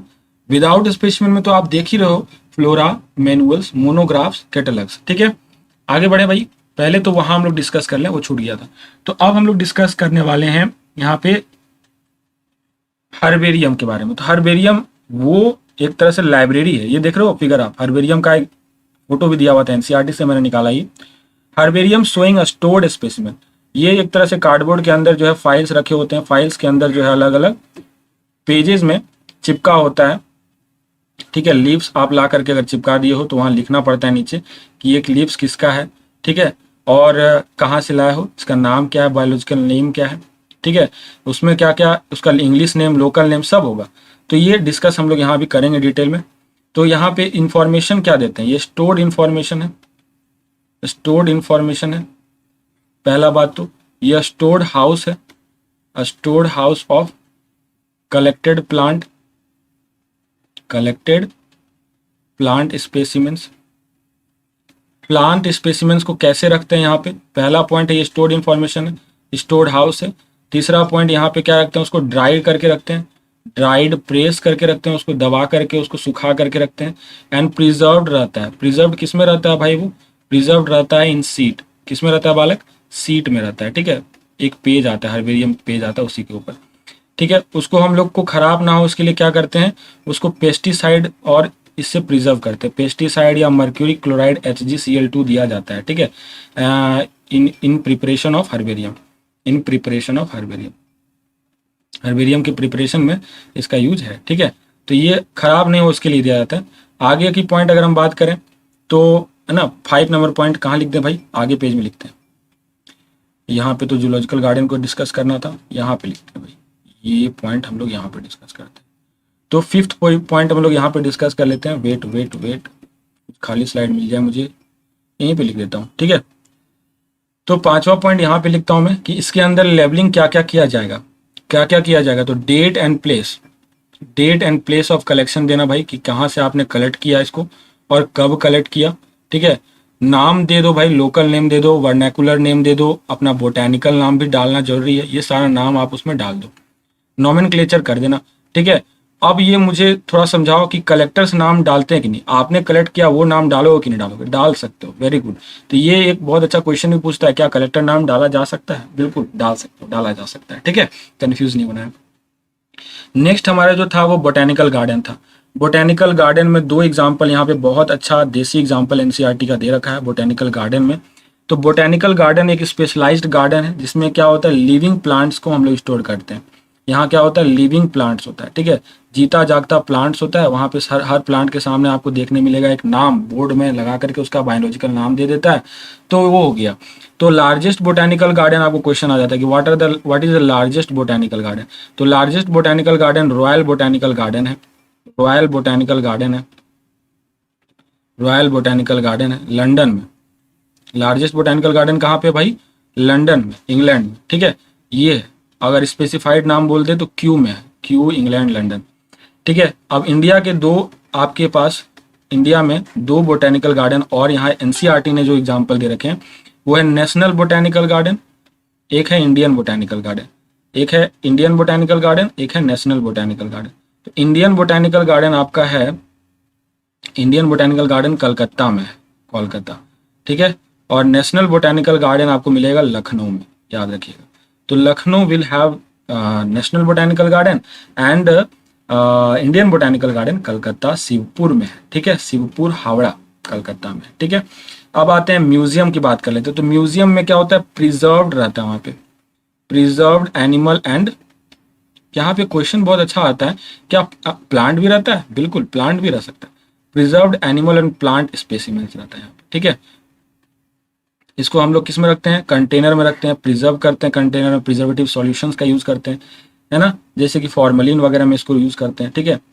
तो ये म्यूजियम हो गया। म्यूजियम बात समझ में आ गई, म्यूजियम आप लोग सब ने गया भी होगा, ठीक है। जूलॉजिकल पार्क हम सब लोग जा चुके हैं, बहुत ही अच्छे जगह होते हैं, जैसे जहाँ पे ये जानवर देखो, ये एनिमल्स रखे गए हैं ना, यही है जूलॉजिकल पार्क। यहाँ पे देखो उनके अपने इन्वायरमेंट में कोशिश यही होता है कि उसका जो इन्वायरमेंट था, जहाँ वो खुद पहले जंगलों में रहते थे, वैसा ही इन्वायरमेंट इनको प्रोवाइड किया जाए, ठीक है। दैट इज जू, इसको हम लोग शॉर्ट फॉर्म में जू भी बोलते हैं, ठीक है। Zoos are the place, zoos are the place where wild animals are kept in environment, kept in protected environment, sorry ये protected word छूट गया यहाँ पे, kept in protected environment under क्या, किसके केयर में रहेगा, अंडर ह्यूमन केयर, अपना इंसान उसका देखभाल करता है, अंडर ह्यूमन केयर, ठीक है। तो ये जो central zoological authority of India है, सेंट्रल जू अथॉरिटी है हमारा भारत में, वो देख रेख इसका करता है कि कहाँ पे कितने जू हैं। Central zoo authority in India will be responsible for the management of जू इन इंडिया, ठीक है। सबसे ओल्डेस्ट जू की बात करें, ये सब क्वेश्चन नहीं आता, लेकिन जनरल नॉलेज की बात कर रहा हूँ मैं। सबसे ओल्डेस्ट जू जो है वीना जू है, वीना है एक जगह का नाम है वीना, वहाँ का जू जो है सबसे ओल्डेस्ट जू है। अगर हम भारत की बात करें ओल्डेस्ट जू में इन इंडिया में, तो ओल्डेस्ट जू इन इंडिया जो है अगर इंडिया की हम बात करें तो अरीनगर में एक जू है, ठीक है, अन्ना जूलॉजिकल पार्क, वो सबसे पुराना है, तमिलनाडु में है ये, ठीक है, तमिलनाडु। लार्जेस्ट जू, कभी अगर क्वेश्चन आ जाए लार्जेस्ट जू के बारे में अगर पूछ दिया जाए, तो लार्जेस्ट जू जो इंडिया में है वो भी आंध्र प्रदेश में है, वो आंध्र प्रदेश में आपका है, नाम है श्री वेंकटेश्वरा, है ना, साउथ इंडियन नेम आपको पता है, श्री वेंकटेश्वरा। ये सबसे बड़ा जू है हमारा भारत में, श्री वेंकटेश्वरा, ठीक है, दिस इज द लार्जेस्ट जू इन इंडिया। तो ये कुछ इन्फॉर्मेशन था जू के रिलेटेड, क्लियरली आपको समझ में आ गया होगा। एनसीईआरटी कहती है कि यहाँ बच्चे जाते हैं एंथुजियाज्म, है ना, रिक्रिएशन पर्पस के पर्पस से जाते हैं, तो ये घूमने फिरने की एक जगह है, ठीक है, रेवेन्यू जनरेट करते हैं यहाँ से सरकार काफ़ी ज़्यादा। आगे बढ़ते हैं, जूलॉजिकल पार्क हो गया, और कुछ बच गया क्या भाई? अच्छा, अब एक बात आ गई की के बारे में, की समझ लेते हैं, है ना, की को थोड़ा डिटेल डिस्कशन कर लेते हैं। तो की जो होता है ना, की फिर ये जो इंट्रोड्यूस किया गया था term was introduce by John रे, इसे नाम दिया गया था जॉन रे के द्वारा। It is the taxonomical aid, ये क्या है भाई, की क्या होता है? चाबी है क्या ये? बिल्कुल चाबी समझ लो, क्योंकि इससे क्लासिफिकेशन का ताला खुलता है। It is the taxonomical aid that is based on similarities and dissimilarities. ध्यान से समझना, काफी अच्छे से समझ में आ जाएगा। सिमिलैरिटीज एंड डिसिमिलैरिटीज पर ये बेस्ड होता है, ठीक है। मतलब क्या है इसका, ध्यान से सुनो। मैं बोलने चाह रहा हूँ कि जैसे अगर आपको कोई स्पेसिमेन मिला, आप उससे 2 सवाल पूछ रहे हो, क्या इसके पास 4 लेग्स है, तो ये बोलेगा यस या बोलेगा नो, है कि नहीं। अगर यस बोलेगा तो आप किसी एक कैटेगरी में इसको रखोगे, नो बोलेगा तो किसी दूसरे कैटेगरी में रखोगे। मतलब कि जो सवाल होता है वो कैसा होता है, वो कॉन्ट्रास्टिंग कैरेक्टर्स पर बेस्ड होता है। कैसा होता है? कॉन्ट्रास्टिंग कैरेक्टर्स पर बेस्ड होता है। कैसा होता है? ये अल्टरनेटिव होता है कि नहीं। एक सवाल जो है दूसरे सवाल से बिल्कुल हट करके अलग होता है, तो अल्टरनेटिव पेयर ऑफ कैरेक्टर्स है ये, अल्टरनेटिव पेयर ऑफ कैरेक्टर्स है। मतलब कि आप इसको क्या करते हो, एनालिटिकल फॉर्म में बातें करते हो यहाँ पे, तो ये एनालिटिकल इन नेचर होता है, एनालिटिकल इन नेचर होता है। ये बात है पूरा क्लियर, आपको समझ में आ रहा है। तो ये की हो गया, ठीक है। Key are based on contrasting characters, ये भी मैंने आपको बोल दिया, कंट्रास्टिंग कैरेक्टर्स। और हर कैरेक्टर को क्या बोलते हो, each character is also known as, यहाँ पे इस बात को भी लिख लो कि each character is also known as couplet, is known as couplet. हर एक कैरेक्टर को आप क्या बोलोगे, कपलेट बोलोगे, कपलेट, है ना, कप प्लेट नहीं बोल रहा हूँ मैं, कपलेट बोल रहा हूँ। सो याद रखिएगा, कैरेक्टरिस्टिक्स कैरेक्टर कॉन्ट्रास्टिंग कैरेक्टर्स पर बेस्ड है, और हर कैरेक्टर को हम लोग क्या बोलते हैं, कपलेट बोलते हैं। और ईच स्टेटमेंट ऑफ दिस की, ईच स्टेटमेंट ऑफ दिस की is called each statement of the key, जो हम लोग बनाए हुए हैं उसका कंट्रास्टिंग कैरेक्टर्स का हर एक स्टेटमेंट को हम लोग बोलते हैं लीड। हर एक स्टेटमेंट को क्या बोलते हैं गाइज, तो लीड। तो यहाँ से 2 क्वेश्चन एक बहुत अच्छा आता है कि लीड क्या है, कंट्रास्टिंग कैरेक्टर, एक कैरेक्टर को लीड बोलेंगे। स्टेटमेंट क्या है बच्चा, एक स्टेटमेंट को हम लोग लीड बोलते हैं, ठीक है। बाकी समझ में आ रहा है, क्लियर है? ओके, तो ये हमारा जो है स्पेसिमेन के साथ वाला खत्म हो गया। आगे बढ़ते हैं, अब विदाउट स्पेसिमेन आते हैं, फ्लोरा। फ्लोरा क्या है भाई, तो फ्लोरा किसी एक जगह के सारे प्लांट को कलेक्टिवली हम लोग बोलते हैं। तो it is habitat and distribution of, it is habitat and distribution of plants of a given area, plants of a given area. किसी एक एरिया, पर्टिकुलर एरिया का जितना भी प्लांट है, प्लांट जितना भी है उसको हम लोग फ्लोरा बोलेंगे। और अगर हम एनिमल की बात करें, तो एनिमल की अगर हम बात करेंगे तो वो फौना होता है। यहाँ लिखा नहीं है, मैं आपको बता देता हूँ। एनिमल की बात करेंगे तो फौना होगा। मैनुअल्स क्या होता है भाई, तो manuals it is useful in providing information, identification and name of species found in an area, ठीक है। किसी एक एरिया में identification and names of species in an area. तो कंफ्यूज मत हो बालक, मैं आपको क्या बोल रहा हूँ, किसी एक एरिया में जाने के बाद वहां कितने प्लांट्स हैं, कितने एनिमल्स हैं, वो हो गया क्या, फ्लोरा एंड फौना, ठीक है। एक एरिया में जितने भी स्पीसीज है सबके नाम अगर आपको पता है तो वो हो गया मैनुअल्स। मोनोग्राफ में आ जाओ, तो मोनोग्राफ इज कंटेनिंग इंफॉर्मेशन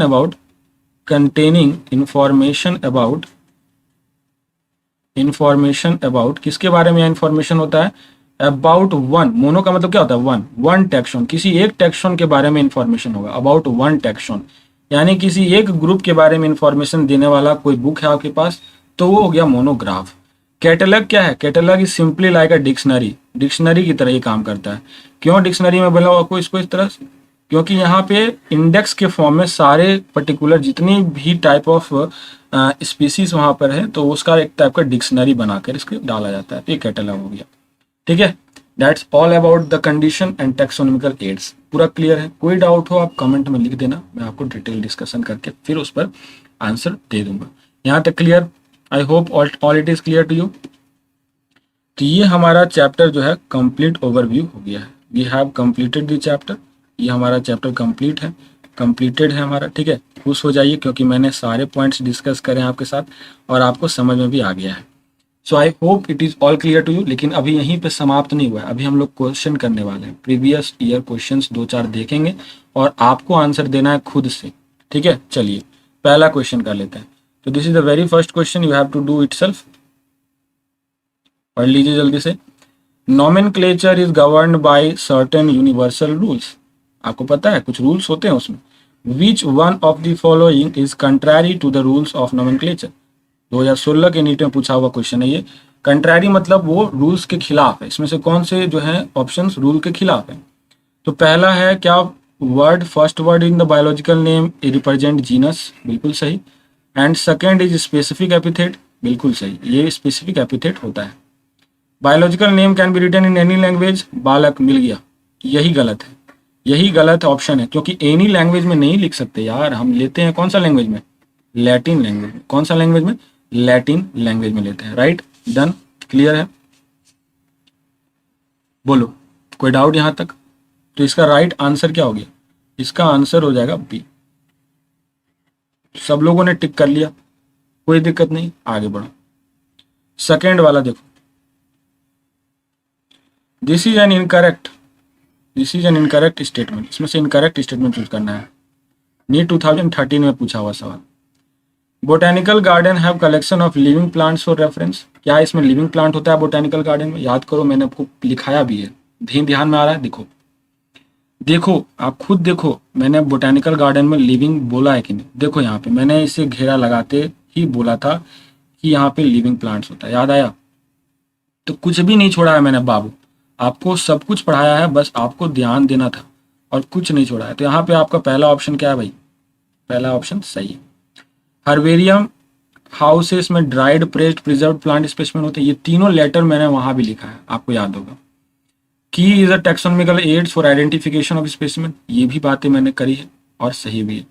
आगे देखो क्या है कि museum has a collection of photographs, तो म्यूजियम में कलेक्शन ऑफ फोटोग्राफ्स नहीं होता, म्यूजियम में होता है डेड स्पेसिमेंट्स, है ना, म्यूजियम में डेड स्पेसिमेन। तो यही गलत ऑप्शन था, ये आपको यहाँ पे आंसर हो गया। तो आंसर इसका क्या जाएगा? डी जाएगा, answer D. Third question, this entity is scientifically correctly named, यहाँ नाम करेक्ट हमें चूज करना है, करेक्टली प्रिंटेड है as per the international rule of nomenclature and described below. 2012 में आया हुआ सवाल। एस, ये जो है ई कोलाई का फुल नेम बोल रहा है एंटमीबा कोली, लेकिन इसका फुल नेम होता है एस्केरेडिया कोली, है ना, एंटमीबा नहीं होता, एस्केरेडिया कोली होता है। तो ये गलत हो गया बालक। Felis tigris, the Indian tiger well protected in Gir plant, क्या ये इंडियन टाइगर है? फेलिस टिग्रिस केवल इंडियन टाइगर को हम लोग बोलते हैं, ये किसने कह दिया भाई? ये तो पूरा ऑल इंडिया और क्या बाहर में भी जो टाइगर है उसको फेलिस टिग्रिस नहीं बोलेंगे, दूसरा टाइगर बोलेंगे क्या? नहीं है ना, तो ये इंडियन टाइगर लिखना ये गलत है। प्लाज्मोडियम फैल्सीपेरम एक प्रोटोजोअन पैथोजन है जो कि most serious type of malaria cause करता है, most serious type of malaria cause करता है, ये तो ठीक है। और प्रोटोजोअन पैथोजेंस, ठीक है, ये भी सही है।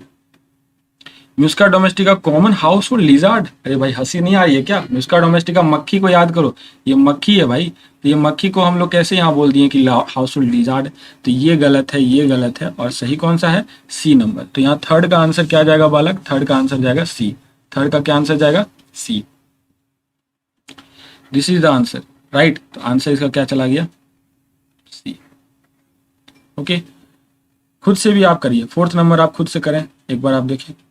The common characteristics between the potato and tomato, potato और टोमेटो के बीच का कॉमन कैरेक्टरिस्टिक्स जो है वो किस में सबसे ज्यादा देखने मिलेगा, मैक्सिमम किस में देखने मिलेगा? यस, बहुत अच्छा, जिन्होंने फैमिली टिक बोला है सही है। फैमिली क्यों? क्योंकि इसे याद करो, दोनों का नाम होता है सोलैनम ट्यूबरोसम, ट्यूबरोसम, और इसका नाम होता है सोलैनम लाइकोपिनियम, लाइकोपर्सिकम, पर्सिकम। तो दोनों क्या है? जीनस सेम है, दोनों का जीनस सेम है। अब जीनस दोनों का सेम है तो ये जीनस कंबाइन होकर के फैमिली बनेगा कि नहीं बनेगा? और फैमिली बनेगा, इसका मतलब कि कॉमन कैरेक्टरिस्टिक सबसे ज्यादा देखने कहाँ मिलने वाला है आपको? फैमिली पे। अगला क्वेश्चन 5th नंबर पे चलते हैं कि species are considered as, species के लिए आपको बेस्ट यहाँ पे क्या बोलोगे? It is the real unit of classification device by taxonomist, क्या ये रियल यूनिट है, क्लासिफाई डिवाइस किया गया है टैक्सोनोमिस्ट के द्वारा? तो अगर रियल है, यूनिट है, तो टैक्सोनोमिस्ट नहीं हो सकता कि कोई डिवाइस करे, है ना? तो यहाँ पे ये ऑप्शन गलत है। रियल चीजों को टैक्सोनोमिस्ट कैसे डिवाइस कर सकते हैं? रियल चीजों को टैक्सोनोमिस्ट डिवाइस नहीं कर सकते। Artificial concept of human mind है ये, which can not be defined in absolute term, ऐसा नहीं है, डिफाइंड तो किया ही गया है। तो रियल बेसिक यूनिट ये सही है, रियल बेसिक यूनिट। 5 का आंसर क्या जाएगा? 5 का आंसर जाएगा सी, ठीक है, 5 का आंसर क्या चला जाएगा? सी। नेक्स्ट क्वेश्चन पे बढ़ते हैं आगे। 6th number question, level of herbarium seat में क्या हमारा इंफॉर्मेशन नहीं होता? डू नॉट कैरी अबाउट, किस चीज का इंफॉर्मेशन नहीं होता उसमें? तो हाइट ऑफ प्लांट हम लोग नहीं देते हैं, क्योंकि हाइट ऑफ प्लांट देने बैठेंगे तो कई बार वेरी करता है, कुछ चीजें जो वेरी करती हो उसे हमें नहीं देना चाहिए, क्योंकि जो चीजें वेरी करेगी वो हो सकता है कि अभी इस बार हर्बेरियम सीट में लिखा हमने हाइट 50 मीटर, किसी हर्बेरियम सीट में 100 मीटर लिखा मिलेगा, तो that will create confusion, right? तो पहला ही ऑप्शन हम डिस्कार्ड करेंगे, यानी कि हम हाइट ऑफ प्लांट को यहाँ नहीं इंक्लूड करते, बाकी सब कुछ इंक्लूड करते हैं। तो यहाँ आंसर हो गया, नेम ऑफ कलेक्टर होता है, लोकल नेम होता है, डेट ऑफ कलेक्शन ये भी होता है, प्लेस ऑफ कलेक्शन भी होता है, तो ये सारे चीजें होती है हर्बेरियम सीट में, लेकिन हाइट ऑफ ट्री ये नहीं दिया जाता है, ठीक है। अगला question and last question 7th number, 7th number करिए खुद से। This except this aspect is an exclusive characteristics of living organism, exclusive यानी कैरेक्टरिस्टिक्स फीचर्स वाला बात कर रहे हैं हम लोग। तो कैरेक्टरिस्टिक्स फीचर्स कौन सा है इसमें? देखिए, increase in mass by accumulation of material both on the surface as well as internally, तो सरफेस पर यानी कि बाहर की तरफ से अगर एक्यूमुलेशन हो रहा है, जिसे हम एक्रीशन बोले थे, तो वो ये हमारा कैरेक्टरिस्टिक्स फीचर्स के अंदर नहीं आता, तो ये गलत हो गया, है ना, गलत हो गया। Perception of events happening in the environment and there memory, यानी कि जो हम परसेप्शन यानी रेस्पॉन्ड टू स्टिमुली था, ये होता है क्या कैरेक्टरिस्टिक फीचर? देखेंगे, लेकिन आगे का 2 ऑप्शन और है, पढ़ लेते हैं। Increase in mass from inside only, सिर्फ अंदर से ही होता है क्या लिविंग कैरेक्टरिस्टिक्स में? अंदर से ही होता है क्या लिविंग कैरेक्टरिस्टिक्स में, लिविंग बॉडी में? नहीं, बाहर की तरफ से भी हो सकता है, ठीक है, तो ये आपको गलत option. Isolated metabolic reaction in vitro, बाहर की तरफ दिखाओगे केवल आप मेटाबॉलिक रिएक्शन, इन विवो नहीं दिखाओगे क्या? बॉडी के अंदर नहीं दिखाओगे? ये भी गलत है, बॉडी के अंदर भी तो शो हो सकता है, तो ये ऑप्शन भी यहाँ पे गलत है। तो यानी कि सही ऑप्शन जो है, सबसे सूटेबल आंसर आपको लगेगा आंसर बी, ठीक है। तो एक बार आप इससे पूरा कंप्लीट वीडियो को अगर देख करके पूरा क्लियर समझ में आ गया है, ओके, तो that's all good for me also, मेरा भी एकदम कंप्लीटली आपके लिए जो है डेडिकेशन शो जो किया मैंने, that is all devoted to you only, and that you have just given your time, that's all. Thank you so much, we have completed this session, right? So thank you and keep learning and keep smiling, okay. तो ये हम लोग धीरे धीरे इसी तरह से सारे चैप्टर्स को कंप्लीट करते चलेंगे, तो ये हमारा पूरा द लिविंग वर्ल्ड कंप्लीट है। आई होप आपको ये पूरा चैप्टर समझ में आ गया होगा, मैंने कोई भी पॉइंट यहाँ पे नहीं छोड़ा है, सारे पॉइंट्स को इंक्लूड करा अपनी तरफ से। कोई भी पॉइंट्स या कोई भी चीज़ों में आपको डिस्कशन में दौरान अगर कन्फ्यूजन आ रहा होगा तो एक बार और उसको देखना, पूरा क्लियर हो जाएगा। और कुछ कन्फ्यूजन हो रहा होगा तो आप उसे लिख सकते हो, कमेंट कर सकते हो, that is you can message also, okay. Thank you so much, okay, thank you.